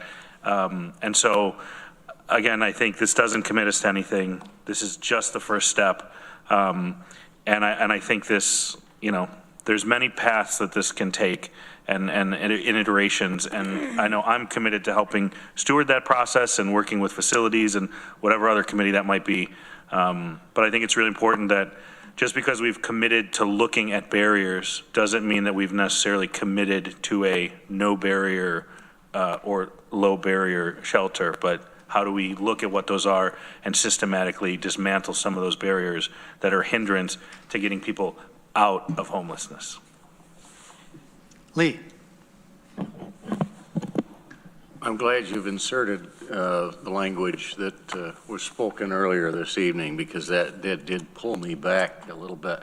But you know, the comments that were made tonight from public comment and from the municipal officials, they weren't lost on me anyways. And the concerns that they've expressed, I think, are valid. And they referenced the art house, they referenced Asteri, you know, and there's a little bit of a parallel here. And I was into the Asteri complex a few weeks ago in a professional capacity in a very early morning hour, and let's just say I was disheartened, and I'm putting that mildly, at what I saw. Why I bring this up is that I think that regardless of low barrier, no barrier, there certainly have been some lessons learned in some of the higher density projects that have been done in and around the city, and I have every confidence that the committees moving forward will take these experiences into consideration in how the projects are planned out. And the other, I guess the other point relates back to what Legislator Sigler said. It's a starting point. It's not an ending point. We know the number of demands that are coming at us. We know that the Code Blue shelter is a short-term solution. It all folds into a larger process and a much broader solution to a broad problem. So I can support this. Any last comments? Veronica, sorry. Oh, there's a couple of people on the list. Sorry about that. Veronica. I just wanted to appreciate what Mike Sigler said, and I guess by proxy what Greg said 3 hours ago, but I don't fully remember, is that this is, I don't think anyone thinks that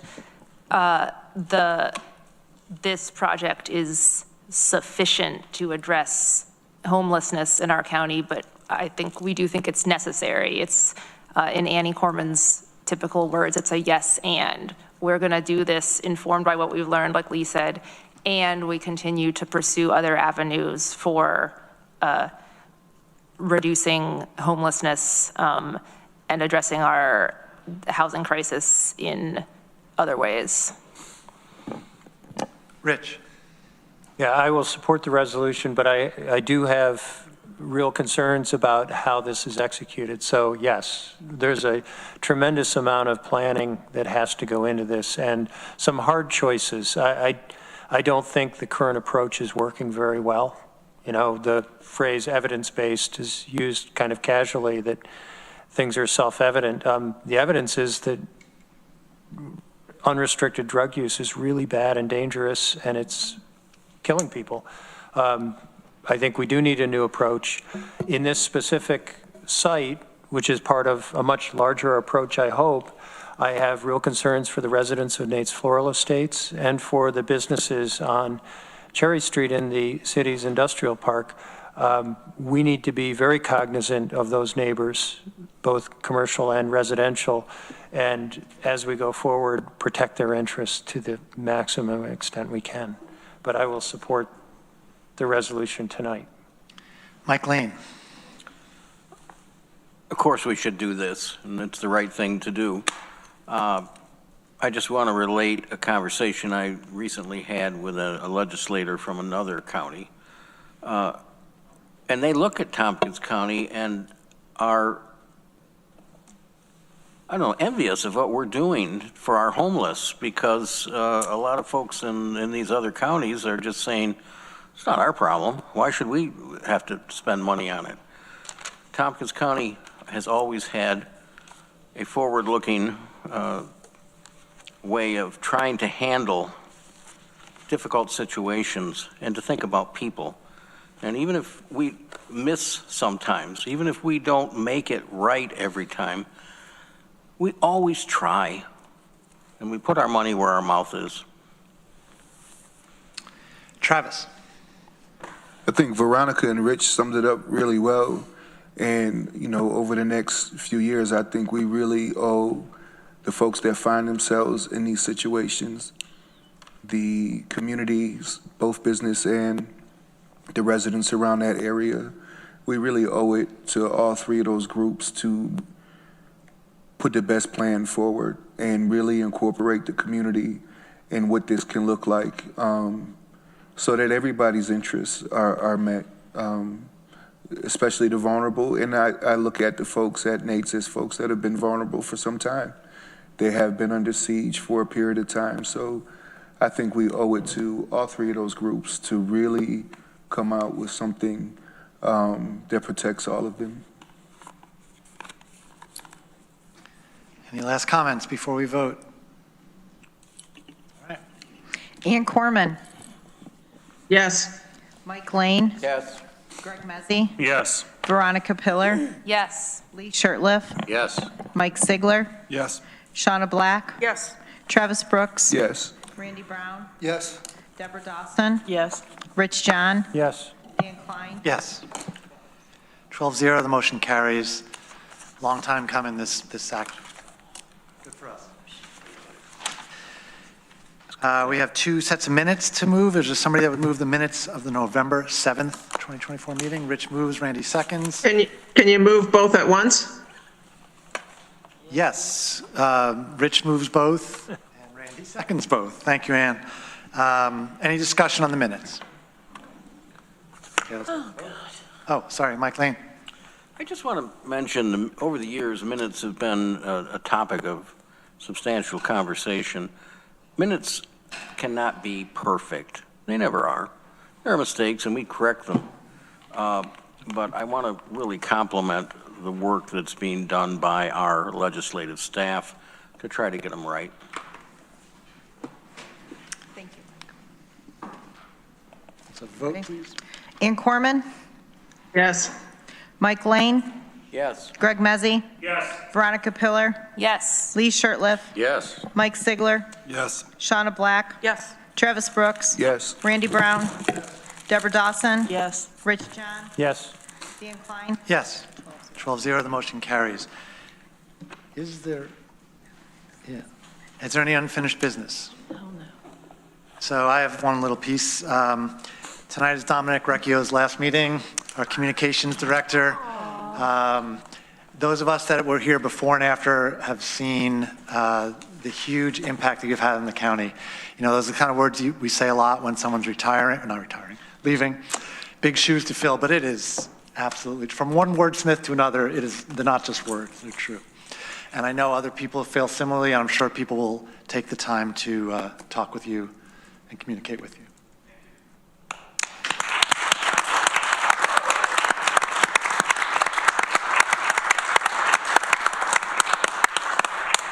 Is there any other? I want to be the first one to say welcome to the city. We are looking forward to you coming. Poacher. And I'll be. We got worried. That's true. It was a trade. One for one. We'll be sending out an invitation to you all to join us for a reception on December 11th from 3 to 5 to bid Dominic a fond farewell. Okay, last call for business. Going once, going twice. We're done. Thank you. Congratulations. No executive session.